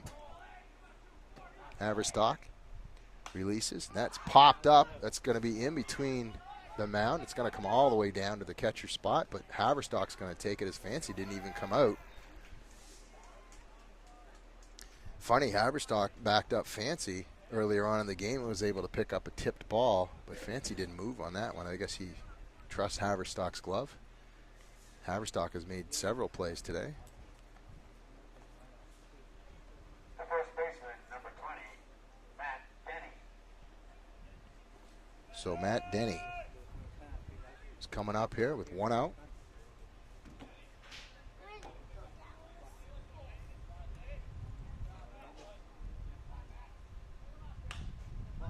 And that is knocked down the line as well on the hustle. And caught, and a tag at third base. And here's the play at the plate, and it's going to go wide. Run scored for the Sooners as McDougall comes in. And Farrell has moved all the way over to third on the double tag up. So 2 out here for the Sooners. And again, that double steal setting up an RBI. And Denny with the sac fly to left. So 2 out. Corey Christie up now. Christie looking for a hit here. Find some green here for Christie. Playing him to pull. He's a hard hitter, no doubt about that. Left-hander. Takes a cut at that off-speed slider. So 4-1 now. The Sooners fighting back here. It's not over yet. 2 out. Still some life as Corey Christie's up to bat. And on deck is Shepard. Christie waiting. High, goes for that high pitch out of the strike zone. Grounded to second base. There's the play. And the third out here for the Sooners, who gathered up one run here in the sixth, top of the sixth. So there you have it. Christie grounds out 4-3 and leaves Shepard on deck. So the Sooners able to gather one back, down 3 up for Halifax. Fancy, Ferguson, Murphy in the bottom of the order. Pat Gilbert to round out the top 4 in this batting order, going into the bottom of the 6 here for Pelham.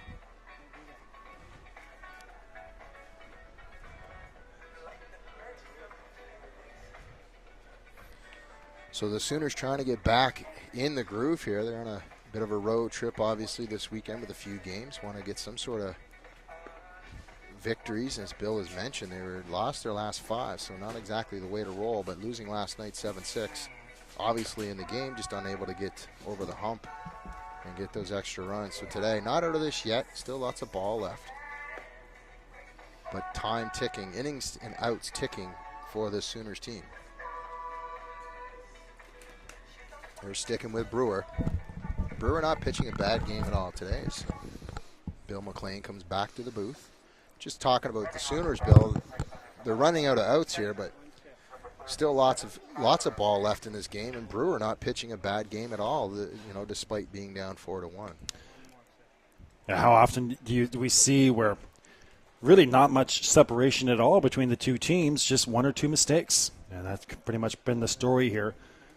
One that not even a mistake, just that Forrest just couldn't squeeze that play in short right field on the good hustle getting back to it. And as you mentioned, should have been the right fielder's ball.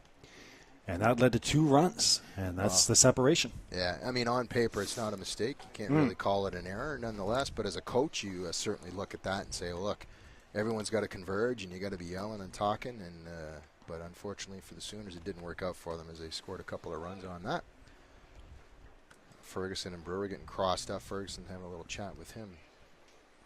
Listen, don't be throwing those fastballs. I'm calling for a curveball. If you do, make sure you don't throw it right in my head. Is probably what he's saying. I don't know how catchers do it. I did it as a young guy, but only when I had to. And I can tell you those old masks, I see they're wearing the old masks. The impact that those have versus the new hockey-style masks is significantly different from what I've been told, but I can tell you right now that the heat is a lot different too, because those hockey-style masks are so much warmer. Mm-hmm.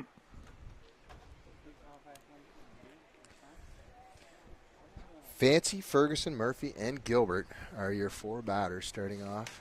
That's fouled off into the parking lot towards the Community One Mobile, but nowhere near it, Bill. And Actually came dangerously close. It did. Wow. Yeah. We might park 4 or 5 more over there next time. Ferguson out for another chat with Brewer.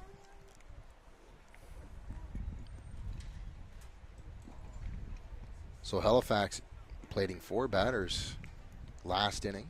Not able to get a run as Vino was left on third base. On a slick double play by the Sooners. And there's a high pitch. And Fancy goes down swinging for the first out of the inning as Brewer throws that one high and tight. So a nice K there for Brewer and the Sooners. Aaron Ferguson now for Halifax. Well, the surprise in the league so far this year, somewhat of a surprise. Everybody knew they were building the Truro Bearcats. 8-6 are the Bearcats for a solid third place.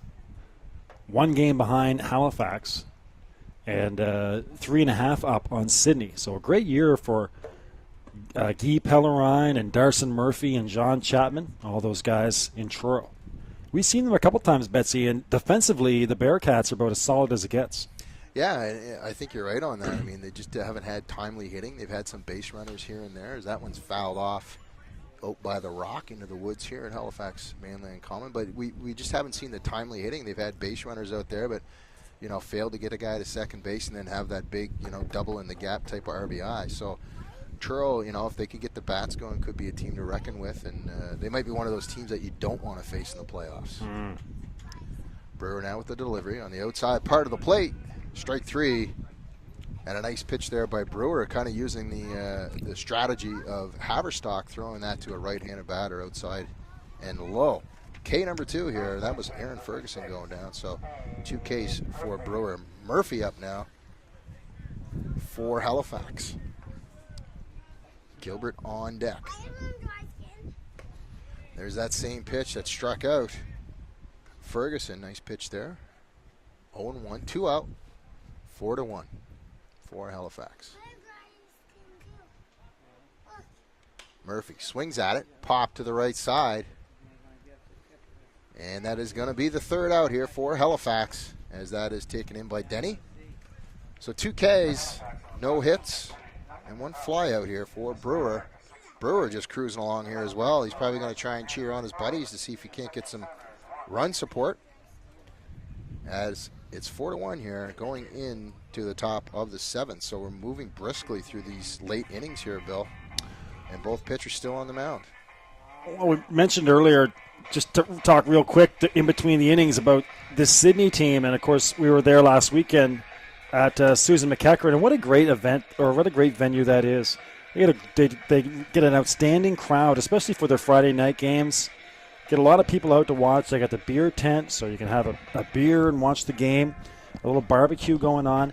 The other thing that Sooners do, they get really good community support and sponsorship, and they're able to do some neat stuff. Like they had a T-shirt stand with all this different types of Sooners clothing you can buy, and lots of different apparel with the Sooners. And so when you go to a game at Susan McEachran, it really has that event feel with a good crowd. You can get yourself a T-shirt, get yourself some Sooners apparel. And, of course, the canteen, you can have a beer. So really kind of neat what's going on in Sydney. You've been to all these venues, and I have myself, and I know what goes on, as do you. And they do put on a pretty good show up there.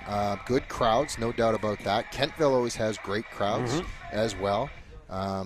But I'd say the Sooners in Kentville probably do it up the best. I mean, it's a little bit surprising here in Halifax that you don't have a bigger following. You've got the numbers. You have the population is the word I was looking for. Is just not here. So I'm not really sure what the difference is, but maybe it's a small town community feel, and they just enjoy going to see the boys play. Who knows? But Betsy, we see that in a lot of other sports. We do exactly. do a lot of the AUS stuff, and you look at it's always the smaller university towns that have the more support. That one's going to come right back on top of us and nearly make it, and it does make it back here, but through a hole. There's a little boy next to me. He's going to go down and, go get it. Throw it back in there. So Haverstock starting off here with 1 strike. No out, of course. Top of the 7th, Halifax up 4-1. And up to bat here, as I gather up my paper here, starting it off is, well, I'm just going to flip it up here. Come on, Betsy. Sorry, buddy. Shepard. There we go. Sorry, my friend. There's a foul ball down the 3rd baseline. Is that scooped up? So Shepard now working 0-2. See if Haverstock sticks to that low outside pitch here on the right-handers that he's been throwing so effectively today. Got a little caught up with that foul ball, that little guy. Sorry, Bill. As he throws it over the fence. There it goes. And he's pretty proud of that. Good for him.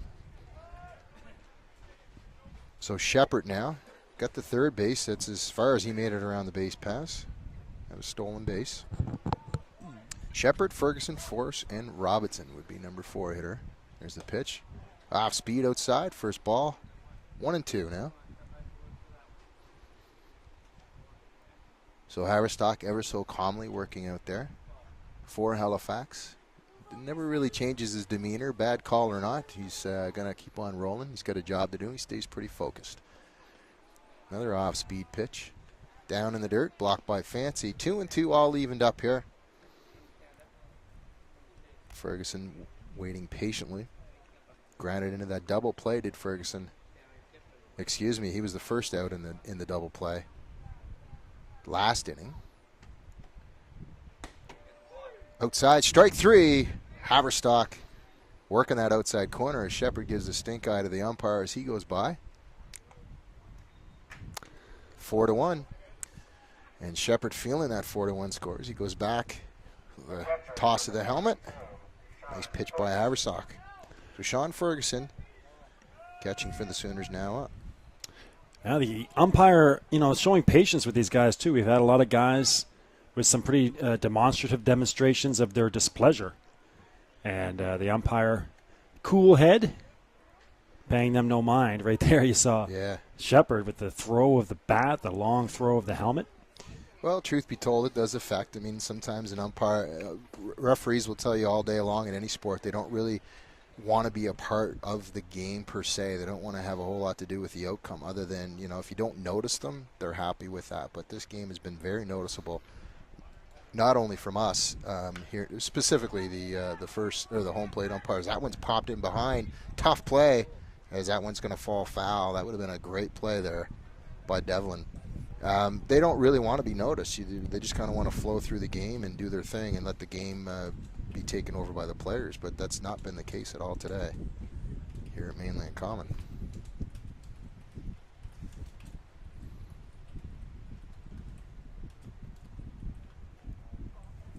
Adam Lucas. I always get Devlin and Lucas. You did the same thing, I think, Bill. No, never. Yes, you did. No. Don't you dare back out on that one.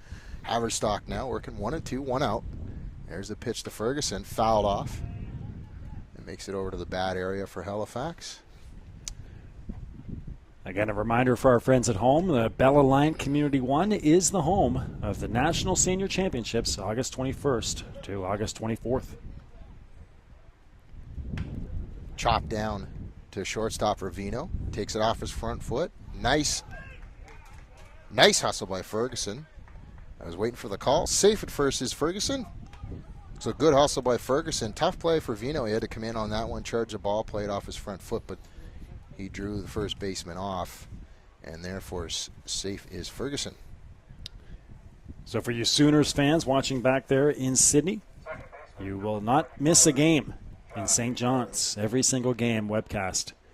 BellAlliant.net/community1.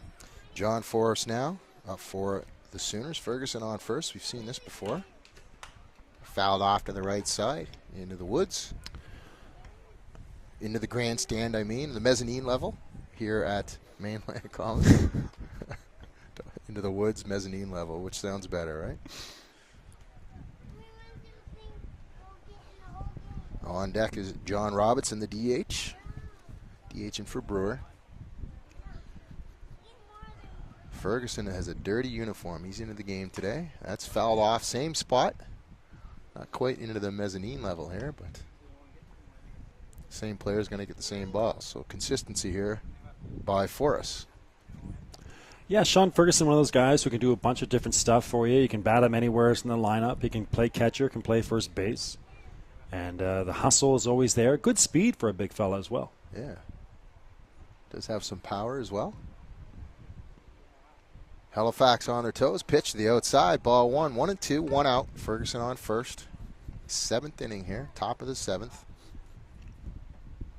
One of those good team leaders on the Sooners as well. A guy who's active as Susan McEachran with game day set up and helps their Twitter account. Strike 3 on Forrest as that one went down into the dirt. But occupied his first base, so he can't advance. 2 out now as the DH, John Robinson's going to step up. So Ferguson, a part of that double play last inning, a couple innings ago, I should say, is on first base now with 2 outs, so he might not advance past second base if Haverstock has it his way. Robinson steps up and takes the first ball of his at-bat. Playing Robinson to pull. And he pulls it down first baseline, knocked down by Murphy. Murphy simply touches first base, and 3 out. So there you have it. Ferguson left on base, no hits. A couple of strikeouts for Haverstock, 1 looking and 1 swinging. And 1 error by Vino on that as well. And that is a 3rd out. So Robinson, the Sooners, McDougall's going to start it off for them in the top of the 8th. But for Halifax coming up, it's Gilbert in the top of the order, Devlin, Vino, and then in the 3 spot is Pelham. Well, friends, in August, Bell Alliant Community One is your home for baseball. We start in Newfoundland, Labrador with provincial championships in Newfoundland, Labrador. And we also have under 18 fast pitch in Gander. So you can catch the U18 fast pitch national championships from Gander. That's in the start of August. And then we have the 21U National Baseball Championships being held at Beasley Field and here at Mainland Common. That is August 14th to the 18th. So you can watch all that action right here on the network. And, of course, the big one, the Canadian Senior National Championships, St. John's, from August 20th to the 24th. We'll have all those games for you as well. Oh, boy. Oh, yeah. And then we actually finish up in PEI with fast pitch again, senior and masters championships at the national level in Charlottetown, August 26th to the 31st. So baseball and fast pitch aplenty coming up in August on bellalliant.net/community1. So Justin Brewer making his way out. He's done his warm-up pitches. He's going to be out there again for the Sooners. No surprise there. He's pitching a good game. But, of course, in these long road games and these doubleheaders on Saturdays, you want to get as many innings out as a guy as you possibly can, and Brewer is providing that. As Pat Gilbert steps into the box, the left-hander, number 23 here for Halifax. He's got a couple of doubles on the day, so bottom of the order for Gilbert doesn't really matter. He's seeing the pitches that he wants to, and he's able to knock them around the park. And a run scored, of course. Outside, that's for a strike. A quick 0-2 here to Gilbert. And a good start here for Brewer. Bottom of the 7th, Halifax 4, Sooners 1.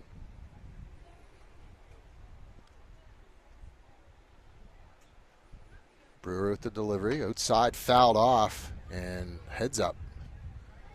A young lady and a young boy over there, it just kind of flew by them. And that's going to roll. Wow, that is rolling all the way to the front of that building over there. Holy moly. Holy cow. Holy cow. It's still rolling towards the building. In the dirt is 1 ball and 2 strikes. Like a car just ran over it. So Gilbert sending that one on a ride, but in the wrong direction. Brewer now working on a 1-2 account. Gilbert straight up, stance in the box. Knocks it down to second base. It's going to be an easy play for the first out as Gilbert hustles down the line. So a simple 4-3. Forrest puts him out, so Gilbert is down. Top of the order now, Brandon Devlin up and Vino on deck. And now there's a beach ball on the field. It's several and music. I love it. That's the band going by for the after parade, just warming up. Devlin takes that first strike on the inside part of the plate, 1 out.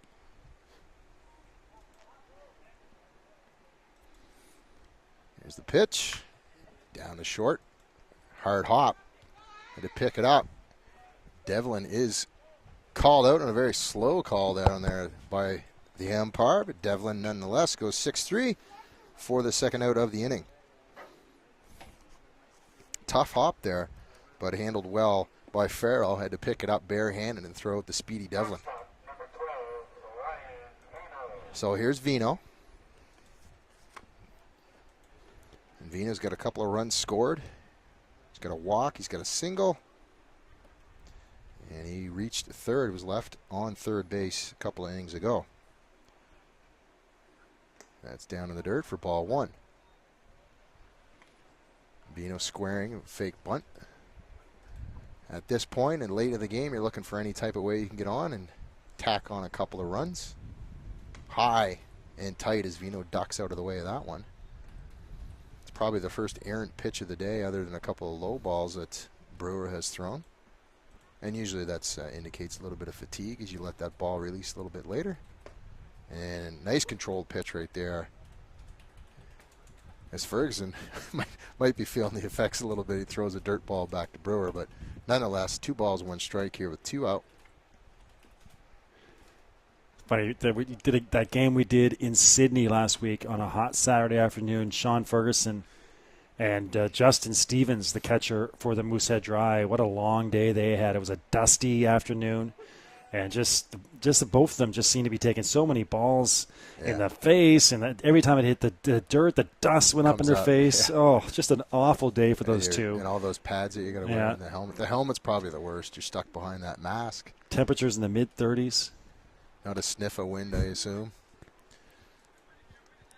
2-2. Two's across the board. It goes to full count, actually. So full count, 2 out. So here's the payoff pitch. Brewer versus Vino.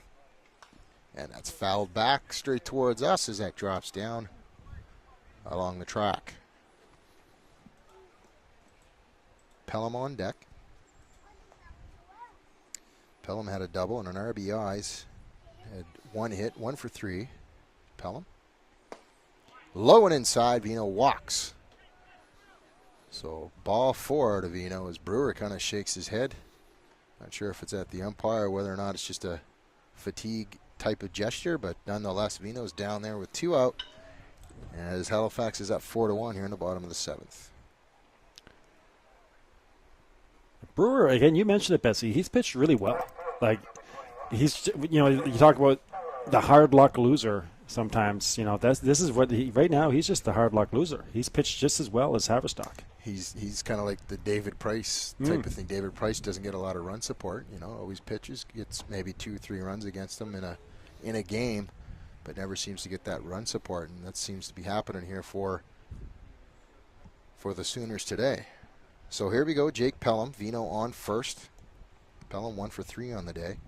So again, Ryan Vino getting on base all 4 times as he's been up today. So he's forced back to the first base with a nice move by Brewer. And Sooners need to focus here. It's 4-1. Obviously, it's still very much in reach. Ryan Vino at first base. You don't want them getting some cheapie right now and making that score 5-1, which just psychologically a little more daunting. And there goes Vino. Hit and run on. Vino's going to watch if this one's caught. He's hit it back. But it's 2 out anyway, so Vino pulls up. It didn't fall, so Vino had to pull up anyway. So there you have it. Sooners are out of it. No runs scored, so 4-1 headed into the top of the 8th with one runner, Vino, left on base. So there you have it. Well, Betsy, let's take a quick break here. You're watching the Nova Scotia Senior Baseball League on Bell Alliant Community One, your home for local sports broadcasting in Atlantic Canada.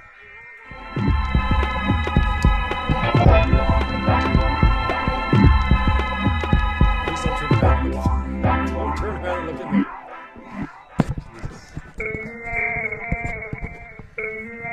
I'll give him a cruising.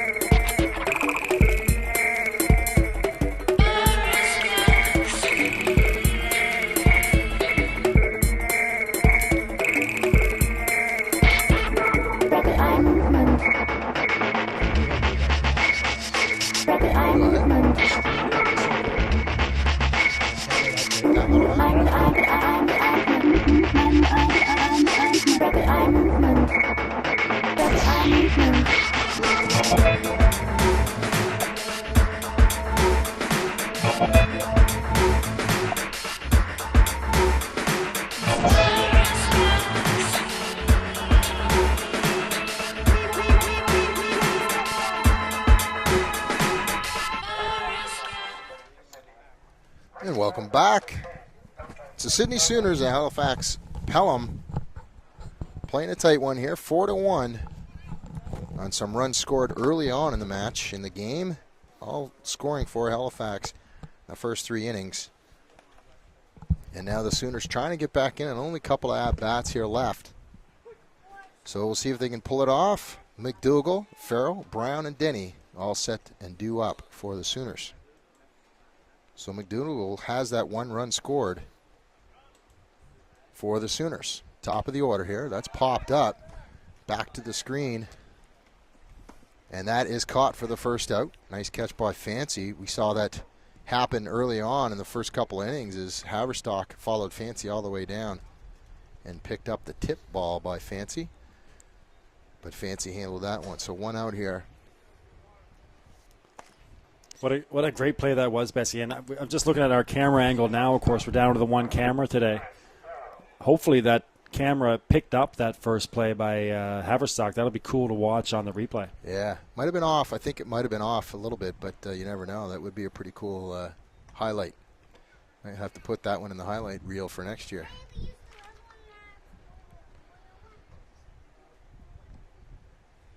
That's fouled off the foot of Chris Farrell. 1 ball, 1 strike, 1 out. A lot of good shortstops in the league this year. A lot of good young shortstops. Of course, you have Vino, who's been there so long, but Matt Dudelay for the Moosehead Dry, Chris Farrow here. Strong crop, no doubt. For the Sooners. And then, of course, the kid in Truro, whose name escapes me, but what a young shortstop he is as well. And that's hard hit over the head and into left field. Over the head of the shortstop, into left field. Vino can just watch that one go over. So a hit here for Farrell. So there you go. Farrell on base. Phil Brown now and Matt Denny on deck. So an opportunity again for the Sooners to put some runs on the board. But again, Phil Betsy, Brown. I don't know why I can't think. I had Matt Mingle on the brain for some reason. But that Mingo plays second, yeah, I believe. Yeah. that shortstop on that Bearcats team is outstanding. Yeah, I'm trying to think of it and do a couple things here as well. Can't quite come to my head. You're the one with the acer up there. Maybe you can figure that All one right, out I'm for trying. us. Haverstock working now. No count. First pitch here, getting ready to be thrown to Phil Brown. And Farrell on first. 1 out. Called strike. Outside part of the plate. We saw a couple of hit and runs here by the Sooners. Didn't work out for them necessarily. So we'll see if that's on now. If they're going to go back to the small ball. Throw to first. Easily back is Farrell. I thought you hated the expression small ball. Well, it's part of the lingo now. You have to use it, right? People like that word. Pitch. Farrell on the move. Into second base. Nice slide. And he's in safe. So our man in scoring position. 0-2. So 2 strikes on Brown now. Farrell at second base. 1 out.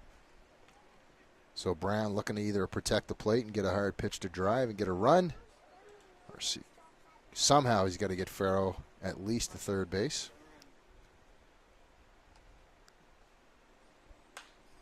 And there was his opportunity. That ball was thrown right down the pipe. Wasn't ready for it.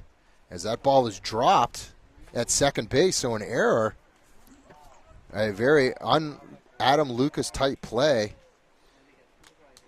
Took his eye off the ball, moved to the right, and he was about 3 feet away from the ball. Had to reach out at the last second, and that ball is dropped by Adam Lucas.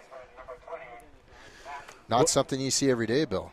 Well, it's not the 9th inning. I mean, it's only the 8th. But this, if you're the Sooners right now, you got to start thinking this is it. You got runners at second and first, only 1 out, and you got your big bats coming up with Denny and Christie. So this could be it for the Sooners. Well, how big was that steal as that ball is blistered into left field and caught for the second out? But how big is that steal? Because if that ball is hit to Adam Lucas with a runner on Farrell on first base, and that's an easy out at second base, and there's your second out. So that's a big steal by Farrell.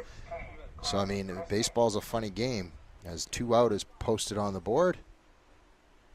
So if ever there was a time for Corey Christie to get his bat going, now is the time, as there's 2 out now.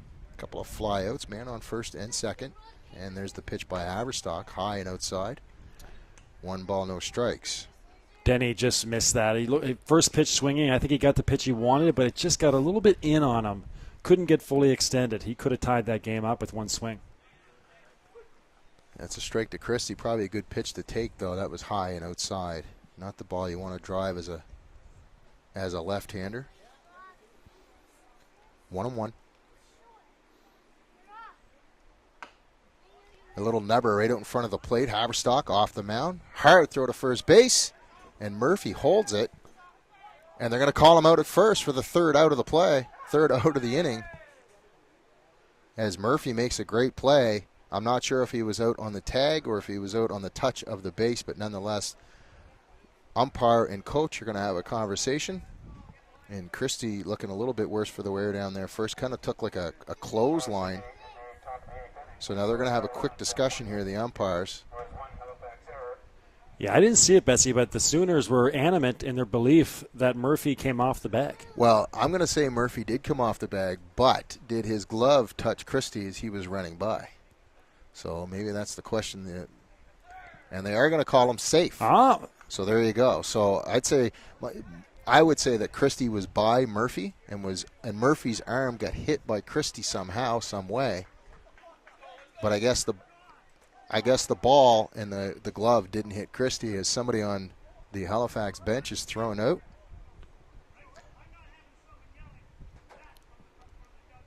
Yeah. So as it stands, as Haverstock comes out, somebody yelled something from the bench for Halifax on the play and has been ejected from the game. But nonetheless, the Sooners are going to come back onto the field as Shepard's going to step up to the plate. 4-1, it's Halifax over the Sooners, but the Sooners here with men on second and third base with a little bit of fireworks here down at first base and then from the bench from Pelham. So Corey Christie gets on with an error. And a couple of flyouts here for Haverstock. As I say, Shepard's going to step up here as Haverstock and the umpire have a quick conversation. I think the bases are loaded here. Yeah. Yeah, Christie's going to be, Christie's going to make it on first. Forgot all about that as Christie stood in a kneeling position.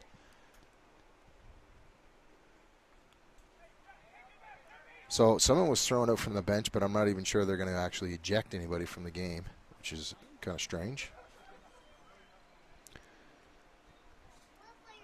Maybe that's what the umpires are going to talk about. Look, I don't know who it is that we're going to throw out here, but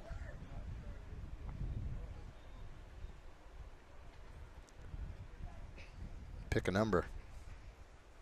Yeah, Betsy, if we have some Truro friends watching, just quickly trying to find some info on the Bearcats. They get some great pictures of their park, and that's the one park we haven't made it to yet at the TAC rounds. And our apologies. We've made plans to go out there twice now, but the first time there was the power wasn't connected in time for us to get out there, and the second time we had an overscheduling of resources. And our apologies to our friends in Truro. We hope. Actually, we do have a game coming up in Truro in August, so that's been the one park we really can't wait to get to. So here we go. Bases loaded after a safe call at first base on an errant throw over to Murphy, who was unable to take out Christie. Haverstock with the pitch, and that's going to be called a ball as Haverstock was thinking that might have been a strike. 1 ball, no strikes. 2 out, 4-1 Halifax, top of the 8th. Here at Mainland Common, I'm Steve Betts, joined by Bill McLean.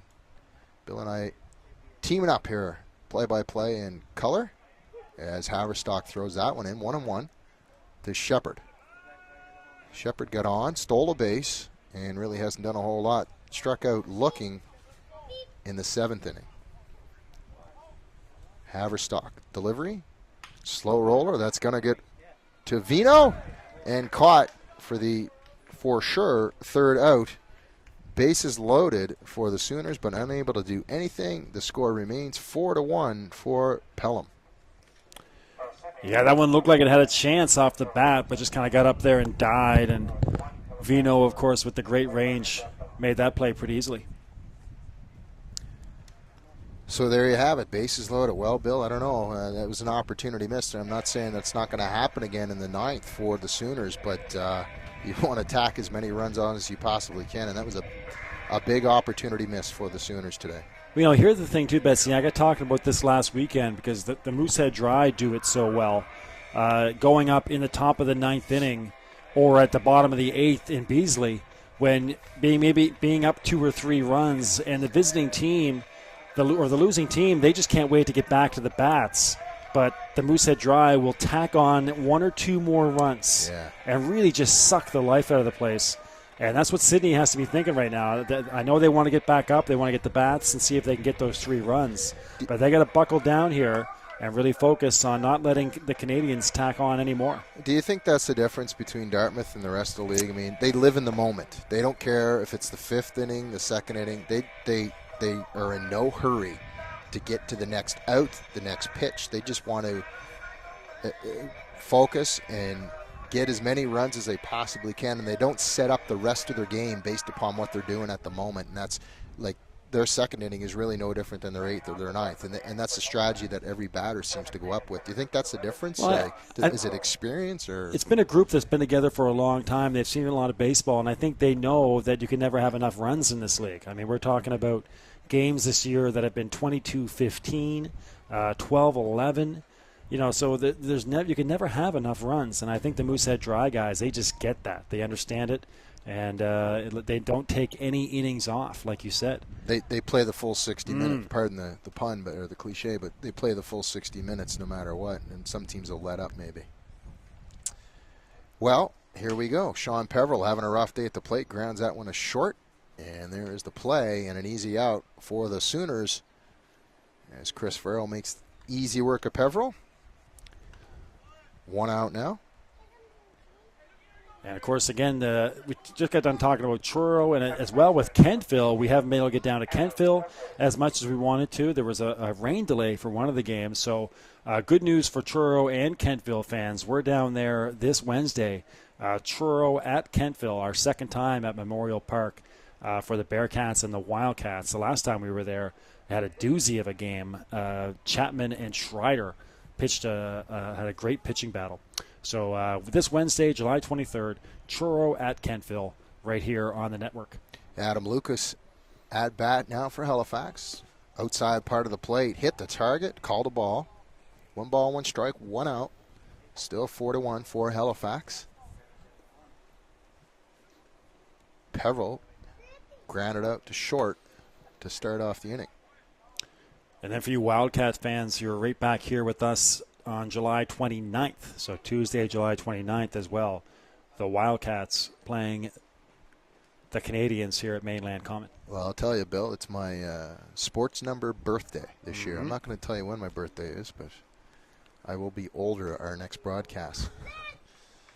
And I'm not going to tell you my sports number. It wasn't 6, let's put it that way. 2-2 now. Adam Lucas. Looks like he's 1 for 2 technically. He had a walk.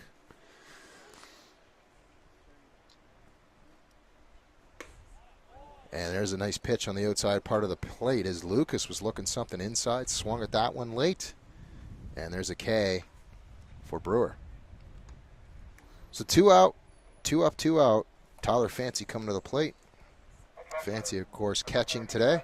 Doing a good job behind the plate with Haverstock. He always seems to stay in tune with Haverstock, does Fancy. He's got a single on the day, 1 for 4. You know, Justin, a guy, he's gotten stronger as this game has gone on, too. He had a couple of rough innings to begin, but man, oh man, from the 5th inning on, he has really been dealing. Fancy with 1 walk, actually, and a couple of Ks. So Fancy, well, they always say catchers aren't supposed to hit, but you want to at least hit the ball. He's had a couple of Ks today. But calling a heck of a game behind the plate for Halifax. Straight away are the Sooners. Got a nice vantage point here to see where they're playing them. There's a high off-speed. Looked like it attempted at a curveball. Let go a little early. 2 balls, 1 strike.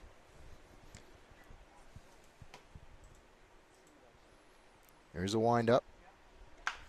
There's a shot down to third base. And a little trip right there and a hard throw over. And that gets Fancy at first base for the 3rd out. And a tough play there as Corey Christie kind of lost his balance. He might have caught a cleat in a rut, but nonetheless, Christie able to make the play. So 3 up, 3 down, and no runs scored. Well, we have our first tweet. Hey, yeah, we're near the end. Too late. It's never too late. We're near the end of the game, or maybe at the end of the game. We'll see if the Sooners can rally. But Nicole Perigo, thank you very much, Nicole. checking in just in time. Got that 8th inning. She's cheering for the Sydney Sooners. So thanks very much, Nicole Perigo, on the Twitter. The Twitter. So due up. Ferguson, Forrest, Robinson, and then top of the order with McDougall, if they get that far, do the Sooners. Haverstock going out, trying to finish this one up. Bill, how many complete games do you think Haverstock has this year? I know it's the stats aren't exactly up to speed, but it seems Haverstock at least makes it to like the 8th inning every game that we've seen him pitch. I think there's some pitchers. We're seeing 2 of them today, Haverstock and Brewer. And also, of course, Paul Doucette for the Sooners. There's some pitchers, especially those 3, who John Chapman. We've seen Chapman McDonald a complete game. Has gone late too. Yeah, I think there's a lot of pitchers in this league that when they take the mound, they expect to pitch 9 innings. It might not work out that way. Maybe they'll get pulled at some point, but they go out there with that 9-inning mentality, and nobody expresses that more than Mark Haverstock. He probably has the most innings pitched in the league since he's come in. I don't think anybody has out-pitched him. I mean, there could be some Dartmouth Dry guys over there that have done that, but of course, the one that we talk about all the time, the 13 innings pitched by Paul Doucette last month when we were in Sydney for the win. It's an ice pack waiting. So here we go. Ferguson takes a hack at that one. That's down the third baseline. Foul ball. Late call by the umpire, but it was foul.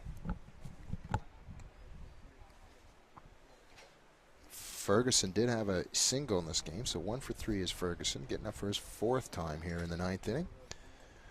Do or die here for the Sooners. Haverstock looking for the complete game. We'll see if that comes to fruition. Haverstock now releases. Fly it up right side. That's going to be called by Lucas as he and his teammate collide out there.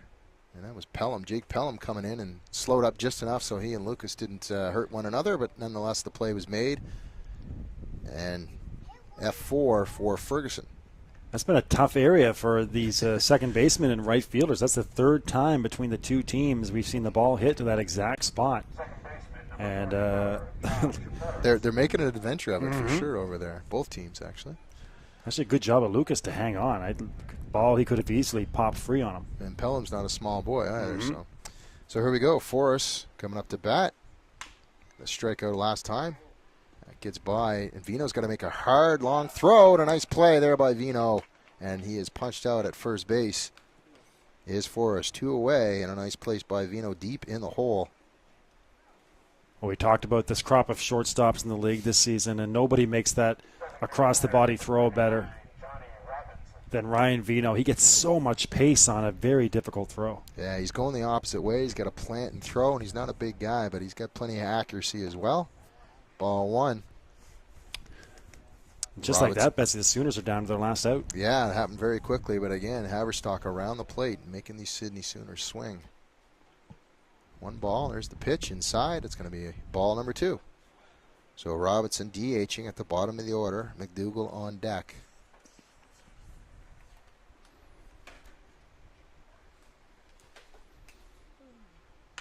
There's a shot. Vino's got to hustle in. He's going to charge that one. Gets a good hop.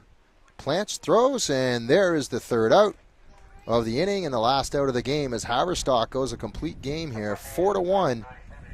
Haverstock controlling the Sydney Sooners team, got into a couple of jams but was able to get out of it. So, Bill, let's talk about the pitching just before we sign off here. Haverstock and Brewer both pitching great games here today. Any surprises between these 2? Not really. We talked about it when the game started, that every inning was going to be valuable, or every run was going to be valuable. Very likely we're looking at a quick pitcher's game. And sure enough, 2 hours and 17 minutes of game time. A 9-inning baseball game played in just over 2 hours. So I think, you just mentioned about how these guys can go 9 innings, and we saw Brewer and Haverstock both get so strong. It seemed like with each inning, they just get stronger and stronger. And I wasn't surprised at all to see, basically from the 4th inning on, this game just took off. And it was hard on the hitters out there. Those 2 guys were really dealing, and again, it just came down to 1 or 2 plays that was the separation between these two baseball teams? Well, Mark Haverstock going with, from my count here, 4 hits and 2 walks, and gets a run support of 4. And let's take a quick look here. Ryan Vina with a couple of runs scored. Devlin with